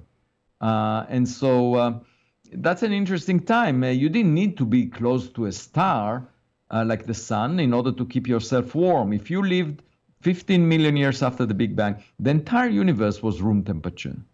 It wasn't minus 400 or whatever it is today. Right? Today it's about 2.7 degrees above absolute zero. Back then it was 100 times bigger, and it was roughly room temperature, and that lasted for a few million years. But there were no planets back then. As I said, the first stars formed about 70 million years after the Big Bang, about 50 million years after that time that I mentioned. And so after that, life could have started, and galaxies started building up and ended up. And the process is not finished. So nowadays, you still see stars forming and galaxies being made. Most of the stars formed billions of years before the sun. So the sun is a relative latecomer. And that means that, if other stars had civilizations like ours, they predated us by billions of years. It has to be. The math says that. The basic, 13.8 billion years. Our sun is 5 billion years. Well, there you go. It doesn't take much to figure out that there was 8 billion years of creation before we came along. Exactly. And that means that we are really not likely to be the first form of technological life in the universe. That, in fact, there may be a lot of debris around us in space that indicates much older civilizations than we are. Now, before we get to the break, this is one of my favorite things to contemplate, Avi. The edge of the universe. There are galaxies, an infinite amount, that are dropping off the edge of the cliff every single day. That will never be seen, will never be discovered, will never be known. That's a heavy thought. Yeah, well, I should say that's the result of the fact that the universe is not just expanding, but its expansion is accelerating in time. And that means that when you look at a galaxy, it's receding away from us at some speed today, but in the future, the speed will get bigger and bigger, and eventually will exceed the speed of light. So that galaxy will not be visible to us. The light that is emitted from it beyond a certain point in time will not be able to bridge the gap that is being opened between the galaxy and us. So that is because of the accelerated expansion of the universe that was discovered about a couple of decades ago. And if not for that, then we would be able to continue to see what happens for every galaxy that we see right now. But because of the accelerated expansion, we will be eventually left in the dark. And the future of astronomy is very gloomy. So I call it social distancing on a cosmic scale. Right. And I don't feel bad about it. That we will be surrounded in darkness and vacuum. I don't feel bad because I'm a loner. I enjoy being I prefer to have a lot of space available to me. Now, how much has left? Right? If we're sitting at, say, 1 trillion galaxies right now in the universe, is there another 5 trillion galaxies that have left at the speed of light that will never be seen again? What's the number? So what is important to keep in mind is once the universe ages by about a factor of 10, once it becomes 10 times older than it is right now, at that point, the only galaxy that we would see within the region is ours. Yes. That is crazy. Okay. Pump the brakes right there. If that is the case, and we are, there's going to be an Andromeda, all of the, the 50 galaxies that are in our little neighborhood right now, all expanded and gone. No. These will be the only ones that will merge. The ones near us, like Andromeda, will merge with the Milky Way because it's on a collision course. Right. It's not expanding relative to us. But everything beyond our immediate neighborhood, beyond Andromeda and the Milky Way, gone. All of that will be gone. Now, will the forces of gravity with expansion and and dark energy, whatever you want to call it, will they start to fight each other where our galaxy itself, that gravity will be overtaken and our galaxy rips apart? No. The way we think about, the simplest version of dark energy is simply that the vacuum has some mass density, some energy density to it, which is not changing in time. It's constant. It's a constant of nature, And the vacuum, if that is the case, if it will maintain its energy density, it's a constant. And the rest of matter is being diluted as the universe expands. And therefore, the vacuum continues to dominate indefinitely, if that's the case.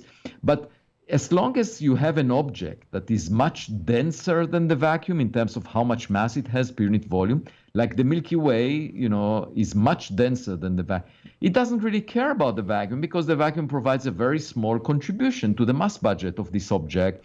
So for us, the vacuum doesn't matter much. For the Milky Way, it follows its own dynamics, just like an atom, that you have, for example, a hydrogen atom. The electron is bound very tightly to the proton.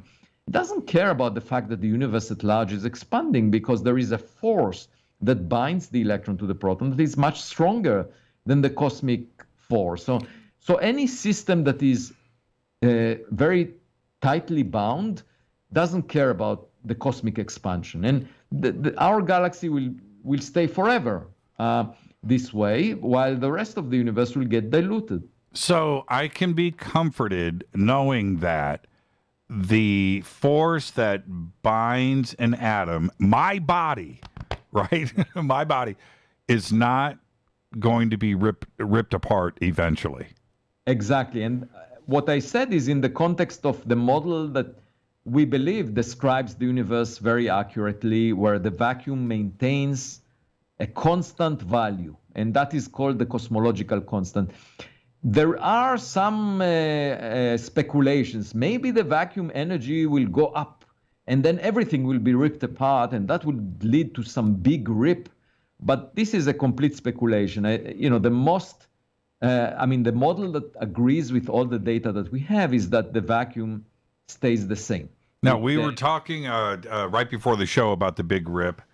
And this is a good place to take a break because when we come back, I want to follow up on that. We can't let this go. We can't let the big rip go, Avi.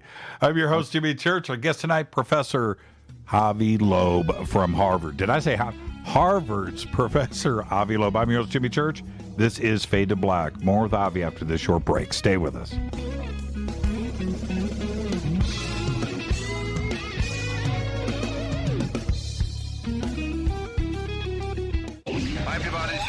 The Metal Guard on JimmyChurchRadio.com. This is KGRA Digital Broadcasting Station, Salt Lake City, Utah, Van Buren, Arkansas. Why is it we're not very good with our health regimen until it's too late? We don't put oil in the car until the engine blows up. When the body's out of balance, your health is not so good. Give your body some love. Log on to GetTheT.com. That's GetTheT.com. Try our Life Change Tea, which cleanses you from harmful intruders.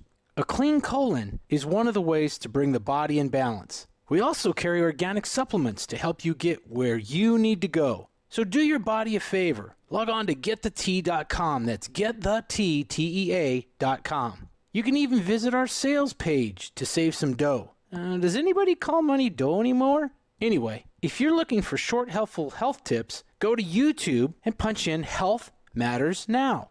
That's Health Matters Now. So, log on to GetTheT.com, shop, get balanced, then learn some cool tips at Health Matters Now. You'll be glad you did. That's GetTheT.com. Your contact for current news and trending topics. KGRARadio.com. This is Jimmy Church of Fade to Black, and I only drink Fade to Black blend coffee from Rivermoon. Just click on the Rivermoon coffee banner at jimmychurchradio.com. Promo code F2B Blend. This is the only way forward. This is Fade to Black. Make contact. KGRARadio.com.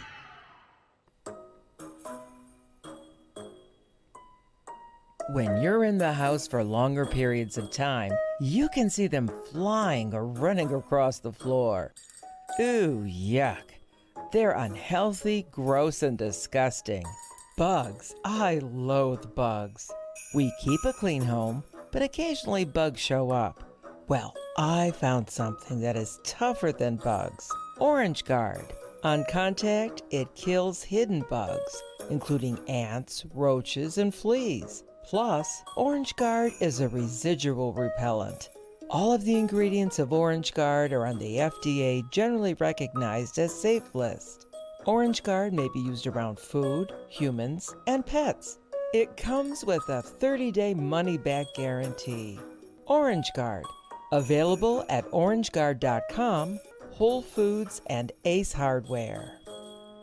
Gold loves chaos, uncertainty, and disarray. History shows us what gold does when people aren't sure about the government, the stock market, their jobs, or their retirement savings. Our national debt is skyrocketing. Gold and other precious metals are a defense measure against inflation and a stock market that might take years to recover. So what can you do right now to protect yourself? Call United Gold Group. We offer gold and other precious metals delivered securely within 72 hours. Are you worried about the stock market? We can also help you set up a real gold or silver IRA or a 401k. Safe and secure. United Gold Group makes gold ownership affordable. Call now and get up to $2,500 in free gold or silver with a qualified IRA. Call 800-753-8534. That's 800-753-8534 or visit UnitedGoldGroup.com.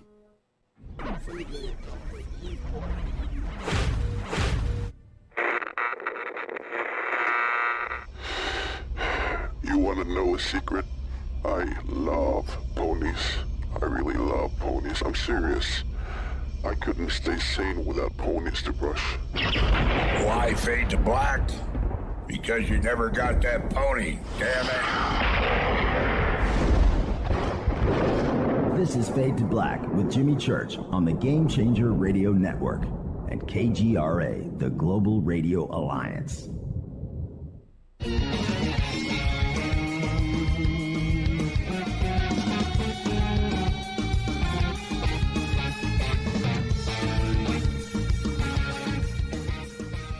All right, welcome back. Fade to Black. I'm your host, Jimmy Church. Tonight, Professor Avi Loeb from Harvard taking me to school. I'm letting everybody know, pop quiz tonight.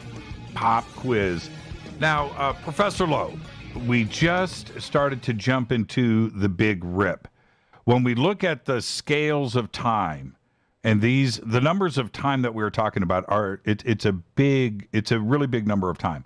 But the big rip conversation is actually a shorter amount of time where this could happen in the cosmic scale, like tomorrow. This is something much more immediate, and that the big rip and everything could fall apart. We're talking about in 100 billion years, 50 billion years has been suggested. Yeah, but that's a speculation that maybe the vacuum itself will blow up and rip everything apart. And I don't think we should lose sleep over that, because there is no evidence that this is indeed a viable possibility. I mean, the most likely possibility that everyone thinks about is that the vacuum has some fixed energy or mass per unit volume, and it's just a constant of nature, just like the mass of the electron. There is a constant that is the vacuum mass density. And in that case, no big rip. We will continue, the universe will continue to expand. We will be left in the dark because there will be nothing around us except for our own galaxy. And if you want to get ripped apart, you can still do it by entering a black hole. Now, okay. This is where I want to take things. If we have about 10 billion years from beginning to end with our sun, and we're 5 billion years into it, and if we have theoretically 5 billion years left, at the end of 5 billion years, no matter what, we can't be here. Right, that's it. We can't be on planet Earth. But if it's actually shorter than that. Well, that's where I'm going. But that's the extreme, right? But it's actually shorter. The instability of things that are going to start to happen with the core at the center of our sun, that instability is going to make things really bad here on Earth way before that 5 billion years is up.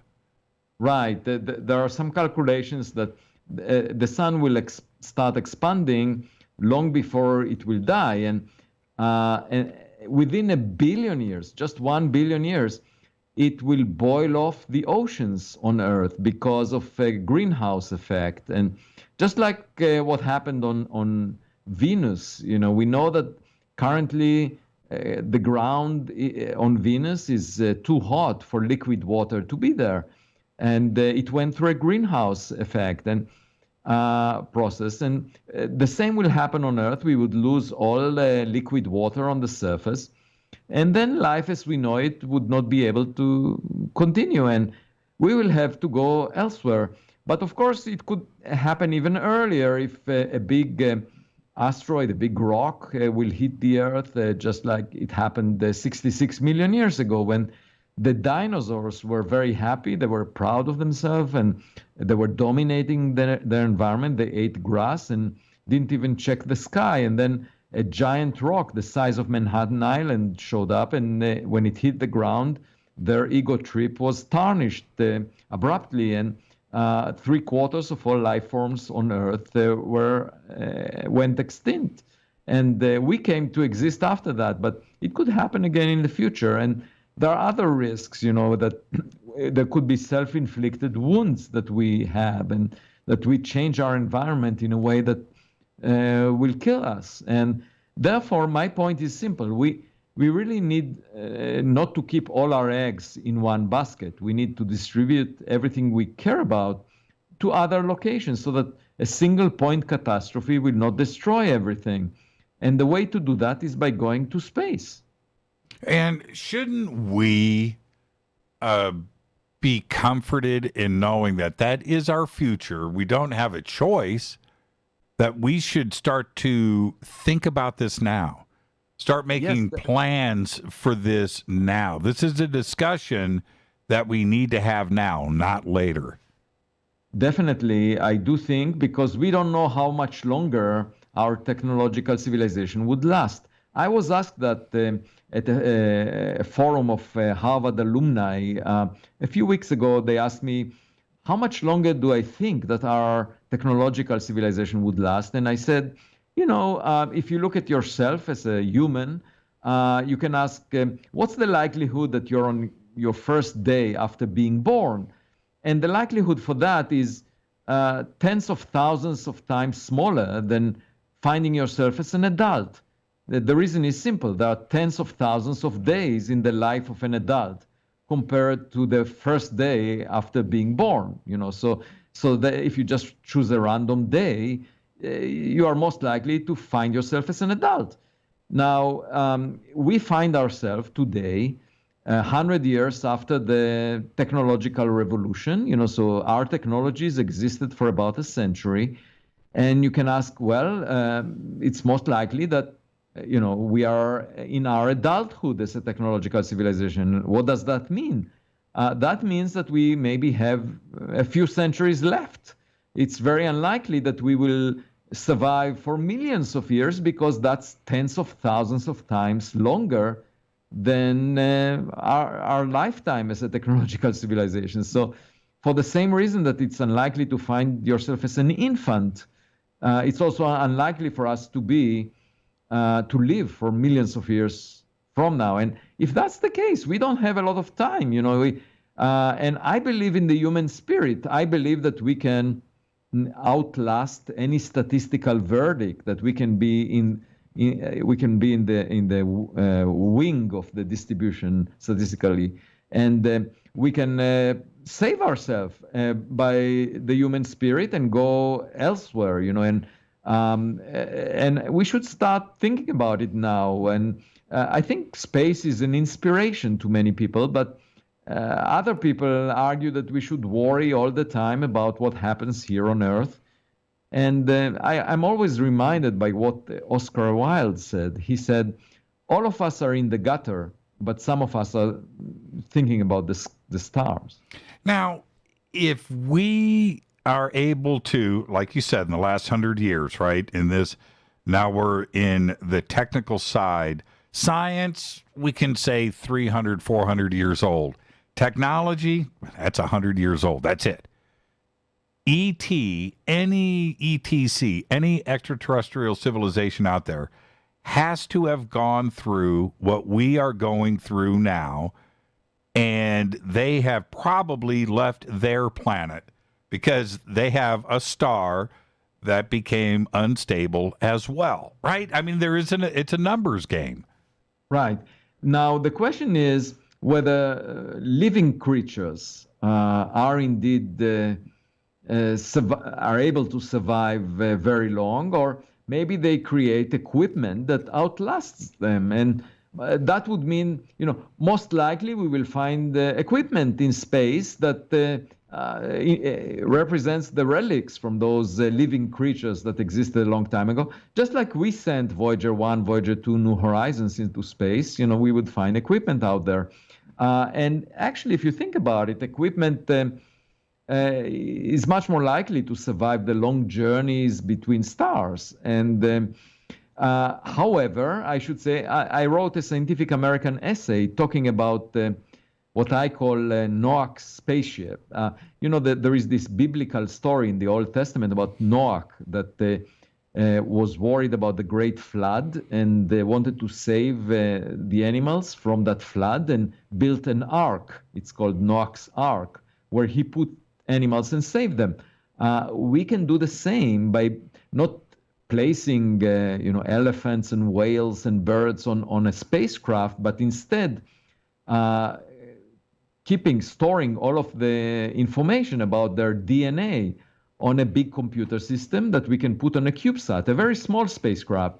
And if we understand how to create synthetic life, we can send a 3D printer together with this computer system to other planets and recreate synthetically the life that we have here on Earth, instead of bringing it along, just creating it, because, if we understand how to make synthetic life, we should be able to do it. Are you okay with that same scenario playing out here on Earth 3 billion years ago? Well, it's possible. We don't know what predated us. I should say I have a colleague at Harvard that is trying to produce synthetic life in the laboratory. His name is Jack Shostak, and he already won 1 Nobel Prize. He's working on the second. And he's getting close to it. And he said to me that a decade ago, when he started the project, he thought that it's very difficult. It's difficult to understand how life started on Earth out of random processes of chemicals coming together. But now, after working on it for a decade, it looks to him like it's quite possible that it happened at random, because he finds that he's getting close to making life in the laboratory. And so it really is an interesting question whether indeed life came out naturally out of random processes, or maybe it was planted on Earth. We really don't know the answer. Would it surprise you? I mean, would you just sit back and go, well, I didn't think of that? No, it will not surprise me, but then the question arises, okay, suppose life was planted on Earth. And by the way, that's called the panspermia, when life is being brought to a planet from another place.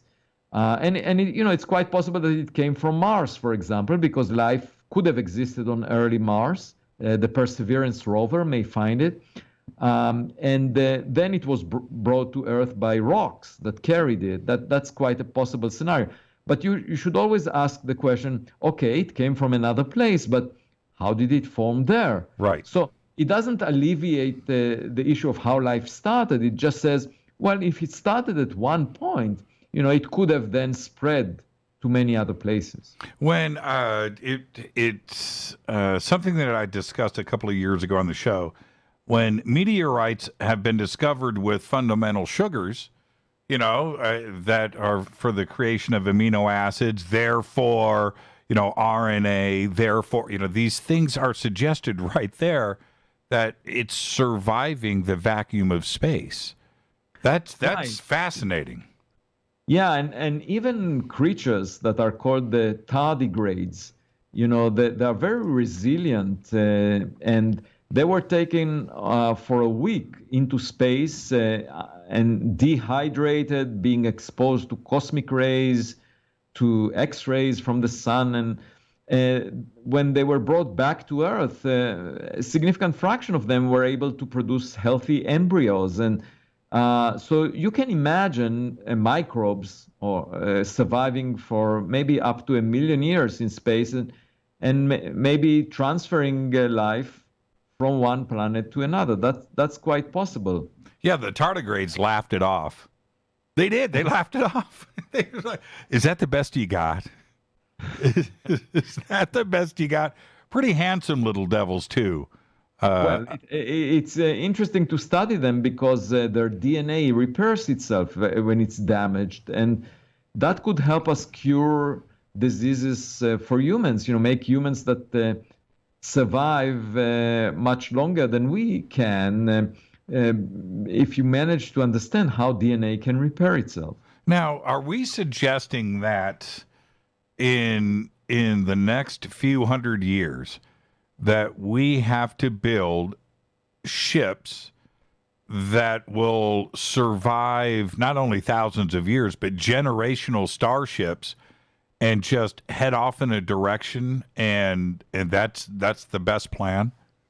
Well, that's one plan. One plan is to send them in some direction. Another is to go to targets, to destinations, like first go to the moon and then learn how to survive there, and then go to Mars, learn how to survive there, and then go to a planet outside the solar system next to another star, maybe the nearest star. It has a habitable planet. Proxima Centauri has Proxima b, and we can move on from there.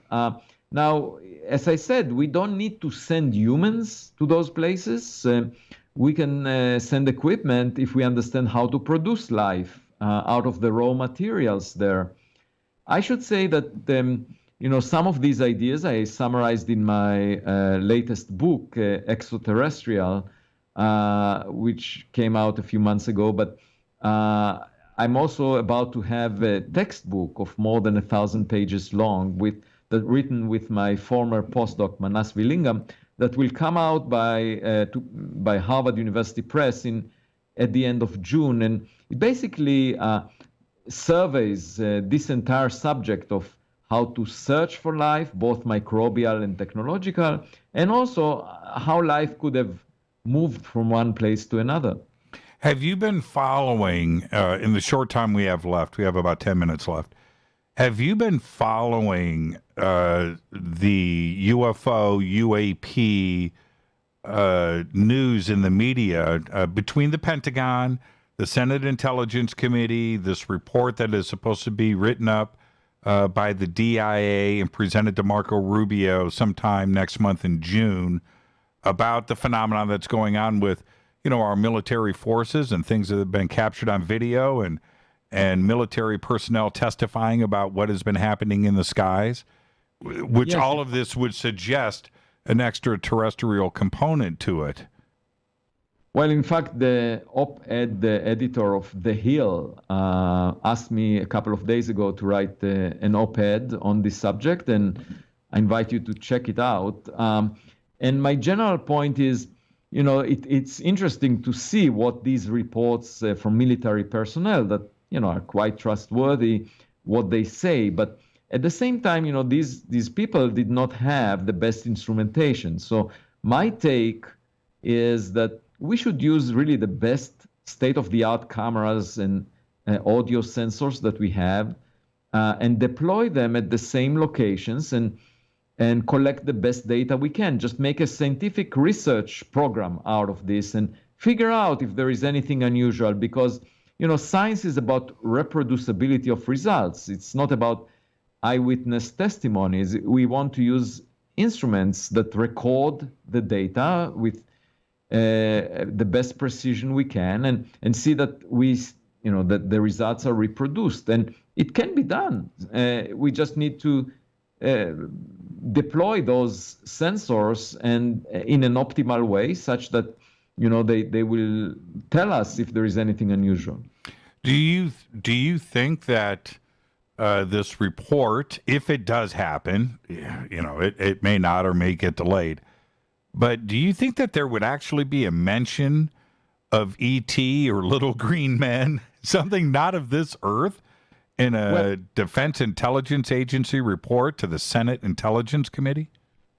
Well, I think the interest of the government in those reports is obvious, and it was originally because of the possibility that it may be technological equipment from other nations spying on us. You see, so it's a matter of national security to figure out what these reports are all about. But once you conclude, if you conclude that it cannot be human-made technology, that it cannot be related to the Chinese or the Russians or someone else, then it's of less importance in the national context, but it's of bigger importance in the scientific context. And for that, I would say, if indeed there is intriguing evidence to be released, that we should try to reproduce that evidence with scientific instruments and try to see if we can identify anything unusual in the same locations. And that would be part of a scientific expedition, that will be open to the public, not classified, and we should just check it out. I always bring this example of, the biblical story from the Old Testament of Abraham, that there is this story about Abraham hearing the voice of God and telling him to sacrifice his only son, Isaac. And if Abraham had a cell phone with the voice memo up, he could have pressed the button and recorded the voice of God, and then we would all believe the story. But he didn't have a cell phone, so we have to decide if we believe the story or not. And the point is that having scientific instruments measuring things would make everyone convinced that there is something unusual. So we just need to do that. Is the world ready? And wait, before you answer that, your book, Extraterrestrial, tremendous read, excellent read. I've read it 8 or 10 times now, and that's not an exaggeration. But that book went out into popular culture and was read around the world. You have to almost brace yourself with the effect that is going to have on people, right? That Oumuamua, extraterrestrial, something not of this, interstellar. Well, that's where we are today. And if that's where the Department of Defense is going to start leaning, can the world handle it? Well, that's an excellent question. The book, my book, is coming out in 28 editions in 25 languages, and it had a huge reception from the public. The public is really starved for scientific discussion on this issue, and it's a subject of great interest to the public. And then, of course, as I said before, the government is looking at reports that indicate unusual things. The scientific community is not really ready to discuss any of the unusual phenomena in the context of technological civilizations out there, and there is a lot of resistance and pushback. But our progress depends on evidence, not on how many likes an idea gets on Twitter, as we discussed at the beginning. So I do hope that eventually there will be so much evidence that it will become a main topic for discussion and gathering of more evidence. My hope is, in the context of Oumuamua, this first interstellar object, that we will find many more in the coming years, and as a result, we will have a spacecraft taking a close-up photograph of one of them, and then we could see directly from the image whether it's a natural or an artificially made object. And, a picture is worth 1,000 words. In my case, a picture is worth 66,000 words, the number of words in my book. I wouldn't need to write the book if we had a photograph. That's such a great point. we have now we've got James Webb, we have TESS, of course Kepler, we have everything in Chile and Argentina and Hawaii and these great telescopes all around the world. That's what we have in our stage of development right now. Surely an extraterrestrial civilization out there has got that same technology and much more. And their ability to detect planets, habitable planets, atmospheres, trumps ours. So they must know. It's a numbers game, right, Avi? They know about planet Earth. Yeah, I mean, we also were not very careful. When you go in the wilderness, it's a good idea to stay quiet and first listen rather than speak out, because you never know whether there are predators out there. But we have been broadcasting radio waves for more than a century, and if there are any civilizations with radio telescopes similar to ours within 100 light years away from us, they already know about us. My guess is, one of two things. Either we are not particularly interesting. We developed our technologies only 100 years ago. We are not developed and we are not posing any threat, and nobody cares about us because things like us existed many times before and predated us, and just like ants on a sidewalk, that do not attract any special attention. Another possibility is that an advanced civilization that is highly developed would decide to not even interact with lesser civilizations because it would lower its quality of life. And I call it social distancing on a galactic scale. They would prefer to close themselves in a cocoon and just ignore us. And that doesn't mean that we cannot find about their existence, because they still have to throw some trash out. And just like those investigative journalists that go to the trash cans of celebrities in Hollywood, we can learn about their private lives by finding the trash that they dispose in space. Now, if and again, back to the numbers game, if our planet is what it is, it's beautiful, the temperature's right, it's a beautiful blue gem, water, action, we've got everything going on here. But there must be billions of planets like Earth that don't have a crazy human population on it, that are not fun. And that would be probably more attractive to ET than a planet that is at this stage where we got a bunch of crazies. Wouldn't they want to go there?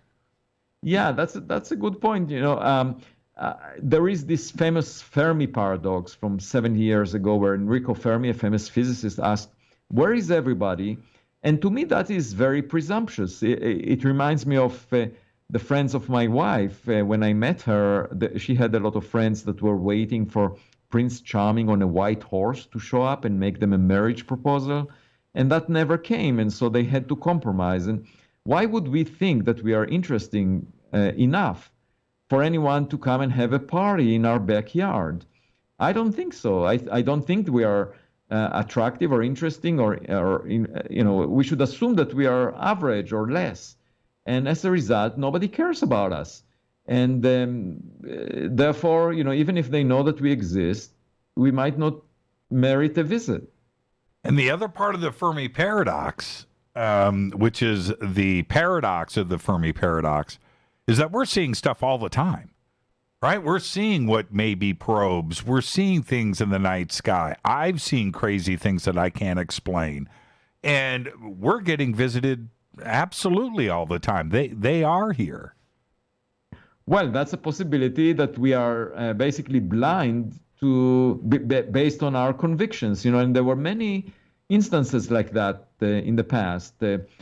Just to give you an example, well, I can give you two examples. One, relatively recently, when I was about 30 years ago, when I started Astrophysics, I remember the looking in the library at all the editions of the Astrophysical Journal, which had photographs of clusters of galaxies. These are groups of galaxies with giant arcs of light around them. And everyone ignored those arcs simply because nobody had a good explanation, and people just ignored them. And then in the mid-1980s, the subject of gravitational lensing became popular, and then people found out that actually these arcs are images of background galaxies that are getting lensed, gravitationally lensed by the force of gravity of the cluster of galaxies. So just like a big giant lens magnifying a background image and stretching it across the sky to a giant arc. And so that's an example of, these arcs appeared in images, but nobody paid attention to them. And another example is when I visited Mexico, we went to Chichen Itza, which happened to be one of the prominent cities of the Mayans. And the tour guide was bragging that, the Mayans had astronomers in their culture that were at the highest societal status. And the reason for that was they collected data about the sky for, thousands of years, because politicians thought that they can forecast the outcome of wars. They can forecast the future based on the motion of planets or stars on the sky. So they collected a lot of data, but it was used for the wrong purpose. We now know that the outcome of wars is not dictated by where Mars or Jupiter are. It has nothing to do with the outcome of wars.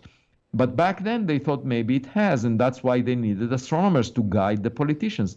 So what I'm saying is, sometimes you even collect a lot of data, but you have the wrong ideas about how to interpret it. All that data collected didn't help them when the Spanish arrived. That's all I got to say about that. That's a separate discussion. That's a separate discussion. That's a reason for us to be worried about predators from outer space. Thank you so much, Avi. What a great conversation. And where can do you connect much on social media? And if somebody wants to ask you a question, can they do that? They can send me an email. I promised my wife when we got married that I will not have any footprint on social media. And, it offers the advantage of not caring about other people's views and having my own independent opinions. And it also saves me a lot of time, so I can write articles, scientific papers, and books. And your website is? If you put my name in Google, Avi Loeb, you will find there is a main website that is my own that features all my publications, all my Scientific American articles that I write every week, some of the videos of news broadcasts that I took part in, and basically everything that I create is out there. And of course, we have the links for his book, Extraterrestrial, right there over at jimmychurchradio.com. Professor Loeb, another great conversation. Thank you so much. Thanks for having me, Jimmy. You're the best. We'll be right back after this short break. I'm your host, Jimmy Church. This is Fade to Black.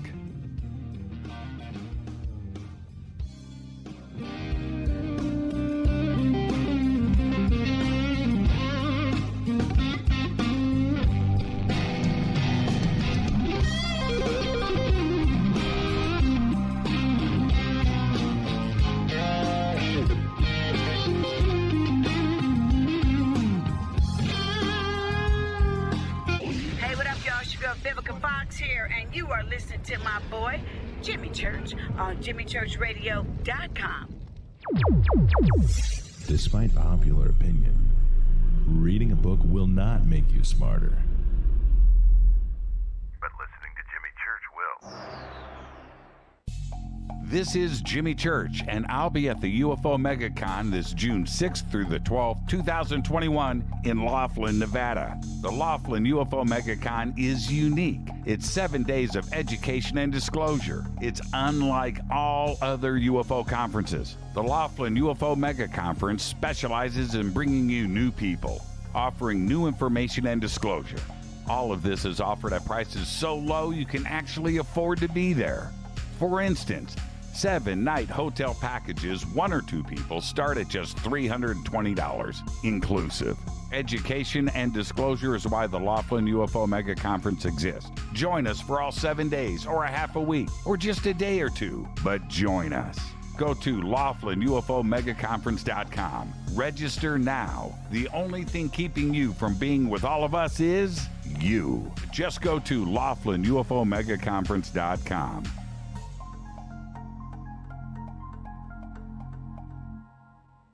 This is Jimmy Church of Fade to Black, and I take Life Change Tea supplements every single day. It's what I do. Click on their banner at jimmychurchradio.com. When you take the beans from Central America with dashes of Indonesian and African mixed in and then roast it to the dark side of Fade to Black, you create the ultimate brew of fringe. Introducing the Fade to Black blend from River Moon Coffee. Yes, River Moon's darkest customized roast was created for the love of Fade to Black. The alchemy of masterful roasting and smoking the beans is in every sip of this full-bodied, dark Java. I need my coffee dark, deep, with distinct bittersweet chocolate highlights, just like the bunker. Leaning further into the darkness of the roast is Fade to Black blend from River Moon Coffee.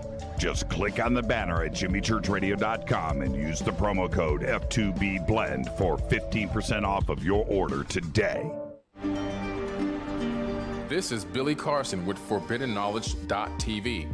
Forbidden Knowledge TV has just reached its 1-year anniversary. That's right, 1 year. And as a show of appreciation, we are giving all new subscribers a free 30-day trial of ForbiddenKnowledge.tv. That's 30 days to binge watch thousands of movies, documentaries, conferences, workshops, lectures, yoga classes, meditation courses, and so much more. So log on to ForbiddenKnowledge.tv from your computer or mobile device, or get the Forbidden Knowledge TV app on Apple TV, Roku, Amazon, iTunes, or Google Play today, and use coupon code 30daysfree.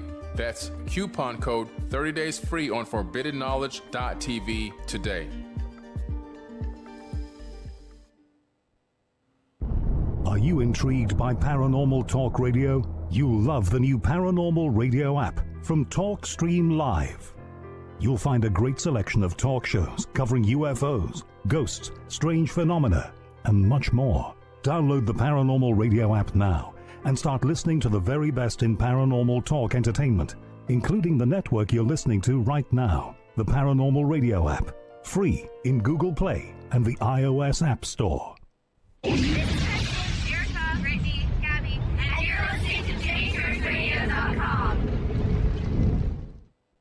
It's not a lifestyle we chose. We were born this way. KGRARadio.com.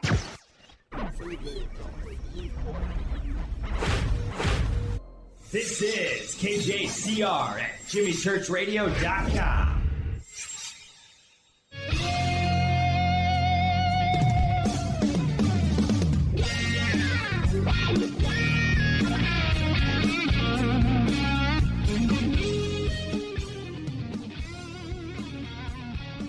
All right, welcome back. Fade to Black.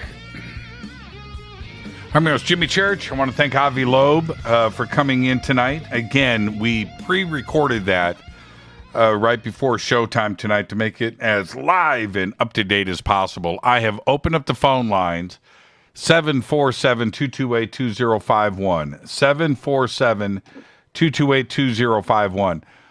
I want to know what you guys, what your comments are about everything that Avi went through tonight. It was a very, very interesting conversation, comprehensive, compelling, and a lot of information was packed in there.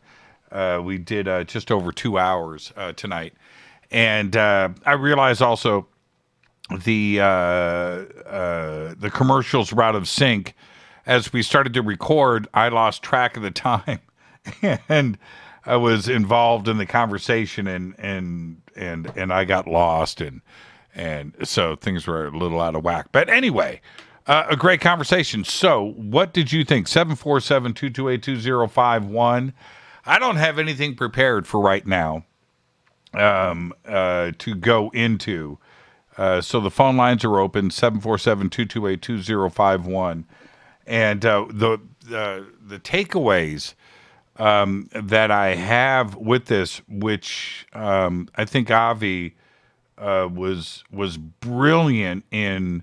He was being kind to me because I'm asking questions for somebody like him are fairly basic, and I get that, but I need these answers, and I've heard so many varied different opinions and theories about what is going on, and that includes the Big Bang. There's debate going on today in the scientific community if the Big Bang actually happened the way that it has been laid out. And I use the word dogma for a good reason tonight in the interview, because it has been repeated over and over again, and eventually we just accept it as truth. To go against Einstein, which nobody wants to do. Nobody wants to challenge that. And Einstein's theories, both of them, were so well done. Those numbers today are perfect. You can go back to Newton, too. And the math is so good that today it remains solid. And there's most of what Einstein has presented to us still holds true today, and nobody wants to step up and challenge. I think, well, I'm just not that smart, but the more that I think about everything and infinity and time and the universe and what space actually is out there, the great void. Okay, so our universe is 13.8 billion years old. I accept that. But there was plenty of action going on before then. Time doesn't start. The beginning of everything is not there. There was something before the Big Bang, and there was something before that came before the Big Bang. That's it. There isn't another. But nobody wants to step up and challenge that. And I find that very, very interesting. Avi is okay with talking about it. And so there's that part. And the other interesting things, and there were so many tonight with Avi. By the way, phone lines are open, 747-228-2051. I've got some calls on hold. If you want to jump in, 747-228-2051. I asked Avi early on in the show, is there a central depository of numbers where you guys go to, right? Everybody's on the same page. Is there? And he said yes. And I thought that was pretty interesting. I should have said, where is it? Can I see it? I put the same onus, I put the same situation on Egyptologists, on historians. You want to quote numbers and talk about history in years BC and this and this. Where are you getting your numbers from? Where is it? Are all of you going to the same place? Because the numbers are different. How come you guys can't agree on this? And it's the same thing with the numbers of the universe, of the Milky Way, the expansion. Nobody, to me, is on the same page. No. You hear different things quoted all day long. Avi is, in a general sense, where I am. 1 trillion galaxies in the universe, 500 billion stars in our Milky Way, with at least 500 billion planets, and probably 20 billion that are just like planet Earth. And that's where we are today. And those numbers are increasing every single day. Every day. You know, if you're a cosmologist, if you're an astrophysicist, every day those numbers are bigger, and they're crazier. You know, and that's the part where it's a numbers game. I repeated that many times tonight with Avi. It's a numbers game. It's a numbers game. That's it. There is no other way to look at it. It is a numbers game.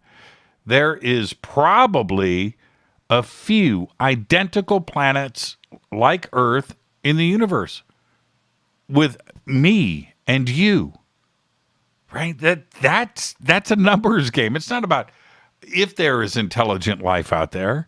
It's how much. That's it. And so the universe is one thing, and it is big. If you just look at our Milky Way, it is as equally as impressive.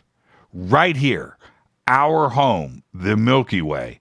There was so much life here. It's incredible. It's incredible. It's a numbers game. There isn't another way to look at it. 747-228-2051. Also, Avi said something very, very, very interesting. He said 300 years. 300 years. That's our window of opportunity for blowing this popsicle stand, right? That's it. 300 years. We need to, and there's too many things that come in the way. And it's not just, what could happen with our sun. That's there. There are natural disasters. There could be an asteroid. There could be an alien invasion. There could be plagues, nuclear war.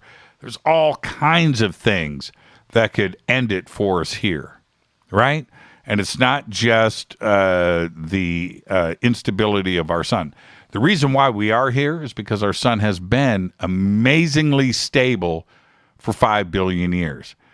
That part of everything is over.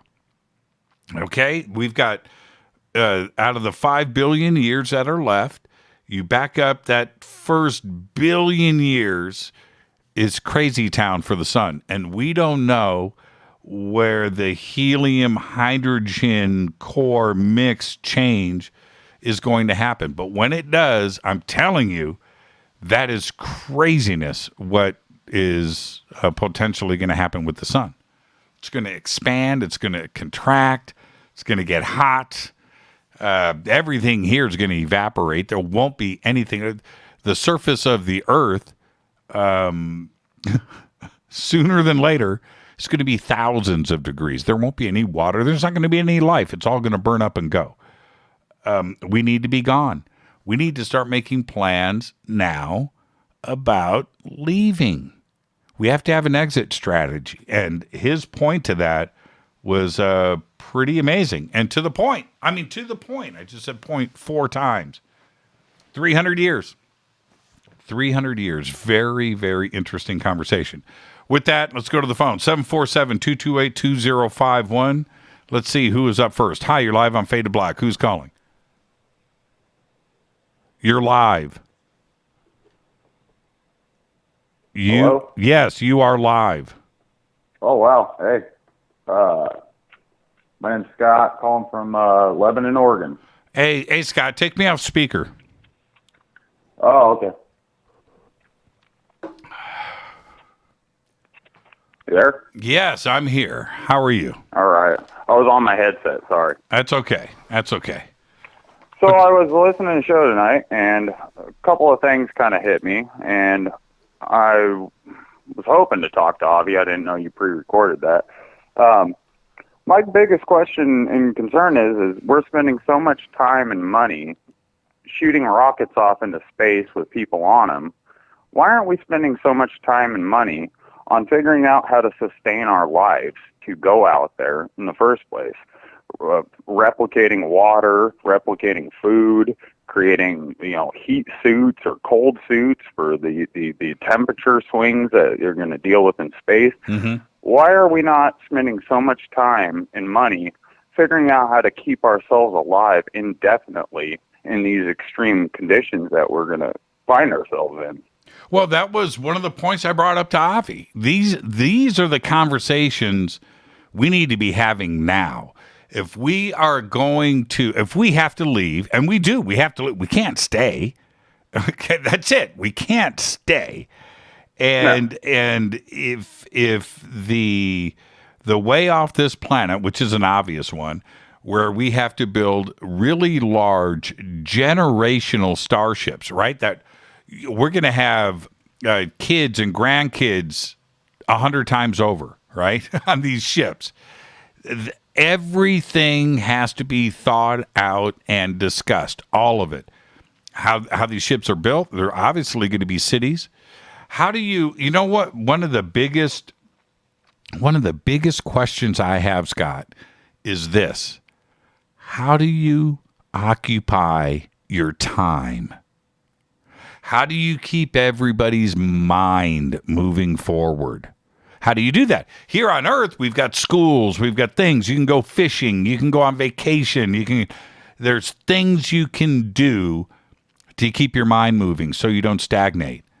But if you're on a ship, how do you teach? How do you with kids, this is a big question for me. With kids in school, here we can talk about nature and the oceans and trees, and we can talk about industrial things and technology and everything that we have on this planet. You're not going to have that on a ship. Kids can't go play in the forest, right? They can't go see the Grand Canyon. So what is it that you are going to teach kids about everything to keep them moving forward? How do you occupy time? Then you have adults. What do we do? What do you do for 10,000 years? Right? What do you do? What do you do? How do we overcome? These are fundamental, philosophical, deep questions that we have to sit down and discuss and talk about because we have to get it done and we don't have a choice. I think a lot of training into, figuring out more about our consciousness, learning how to astral project to different realms and different dimensions, that could maybe fill in the gap of what you're suggesting there of how to bide your time. If we're stuck on a ship, but we can project ourselves to Earth again and go fishing, that would be, something that maybe could tie us over for that time period. Have you thought about, because I have, Mars? Okay, so there's, depending on where Mars is and how we launch and how fast we go and all of that. Okay, let's say on the best side of things, let's say it's a year. Okay, a year to get to Mars. It's probably longer, but a year. The ship is not going to be that big, right? You're going to have to be in an enclosed can for a year, staring at the same 5 or 6 people. You've got one room you can go into or the other room, right? That's it. You got your bunk. I don't even know if there's going to be gravity. Is there going to be artificial gravity, something to make you feel a little bit normal? Maybe not. And you're going to do that for a year going there and then a year coming back. If you do come back, maybe you're going to stay on Mars. Maybe there isn't a return trip. I don't know. But how would you occupy your time for a year in something that enclosed? I don't know, man. It's yeah, that's a hard thing to even think about. Elon Musk better come out with a real good VR program. Video games, man. Video game. And because it's not any different to the mind if you're in solitary confinement in a prison, right? 24 hours a day. And what that does mentally to somebody, and it's got to be a concern. I like being alone. I do. I enjoy being alone, but I'd rather hang out with people, right? If I had my choices, exactly. I don't know, and I think about this often. So, who is thinking about this right now? There's a lot of forward. Thinking people that discuss these things, but I think it's mainly in sci-fi and science fiction circles. Writers and creators of movies and television and books and authors, where they contemplate these very deep subjects. But are they talking about it at the United Nations? Right? Are they talking about this at DARPA? Do they talk about this at NASA? I mean, the real... Well, we would never know. Not yet, anyway. They're not going to tell us anything. But that's what I was getting to is well, I understand, we got to build the rockets. We got to send them there. We got to figure out viable ways of actually getting there. But I think we should rein back a little bit on the amount of money that you're putting into that and then start figuring out and I'm going sci-fi here, but how to print a cheeseburger. I know. Yes. Like that. We need to figure out how to keep ourselves alive indefinitely. And it was something Avi Loeb was saying tonight is that I can't say it word for word, but he was basically saying we send people there and then they figure out how to live there. Well, how about we figure out how to live indefinitely first, no matter what, no matter where we are, and then we go there. That's right. Excuse me, I just coughed. What he said was that we'll practice on the moon, right? And then we'll practice on Mars. And I get that. Baby steps. I understand that. I want to know how these ships are going to be built because they have to be massive, going right straight science fiction. I don't care if you're talking about an Imperial Star Cruiser, whatever's on your mind, that has to get built. And we aren't going to be flying steel and aluminum and titanium, all day long from planet Earth up to build. The resources have to come from somewhere else. From an asteroid. I don't know. Do we grab an asteroid and tow it into orbit and start mining that?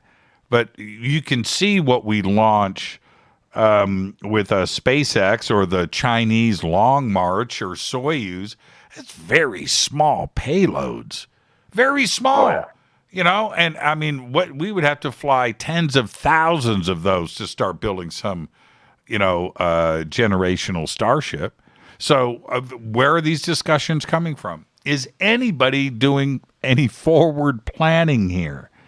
I don't, and this is the other thing, Scott, trip on this. I swear this is where my mind goes.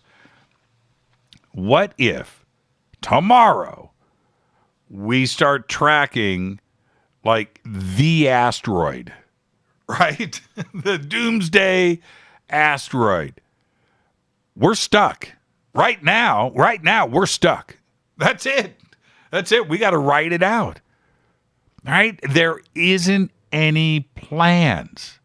I would hope that if the mother lode asteroid, the end-all extinction event happens, that we have a plan of getting 1,000, 2,000, 10,000 people onto a ship and out in the other direction to carry on humanity. Right? Yeah. Am I wrong in thinking like that? No, but we also have to figure out a way to keep them alive on that ship indefinitely. Do you go if somebody gives you a card to punch and says, "Okay, everything's good. Everything's good. Ship is built to survive. No radiation issues. You've got gravity. You've got a forest. You've got plants. You got this. You got that. You got all the video games you can play and pizza every day. And you are good to go." Do you go? Do you go on a one-way trip to nowhere? Nope. You stay here. I'm going to stay here. I'm going to get a nice cold bottle of that Crystal Skull vodka, and I'm going fishing. Really? Like like Woody Harrelson. What was that movie? 2012. 2012. Yeah, 2012. Yeah, where he's on the mountain. Yeah, that's me. That's me for sure. It was so funny when he raised his hands. You remember at the end of it, right? When everything is coming towards him, and he's like, "Come in, let's go." So yeah, that's me. I'm the one that's going to run straight towards it. Well, I have a Jeep. Right? I have a nice 4-wheel drive Jeep that can handle just about anything. And I thought about that.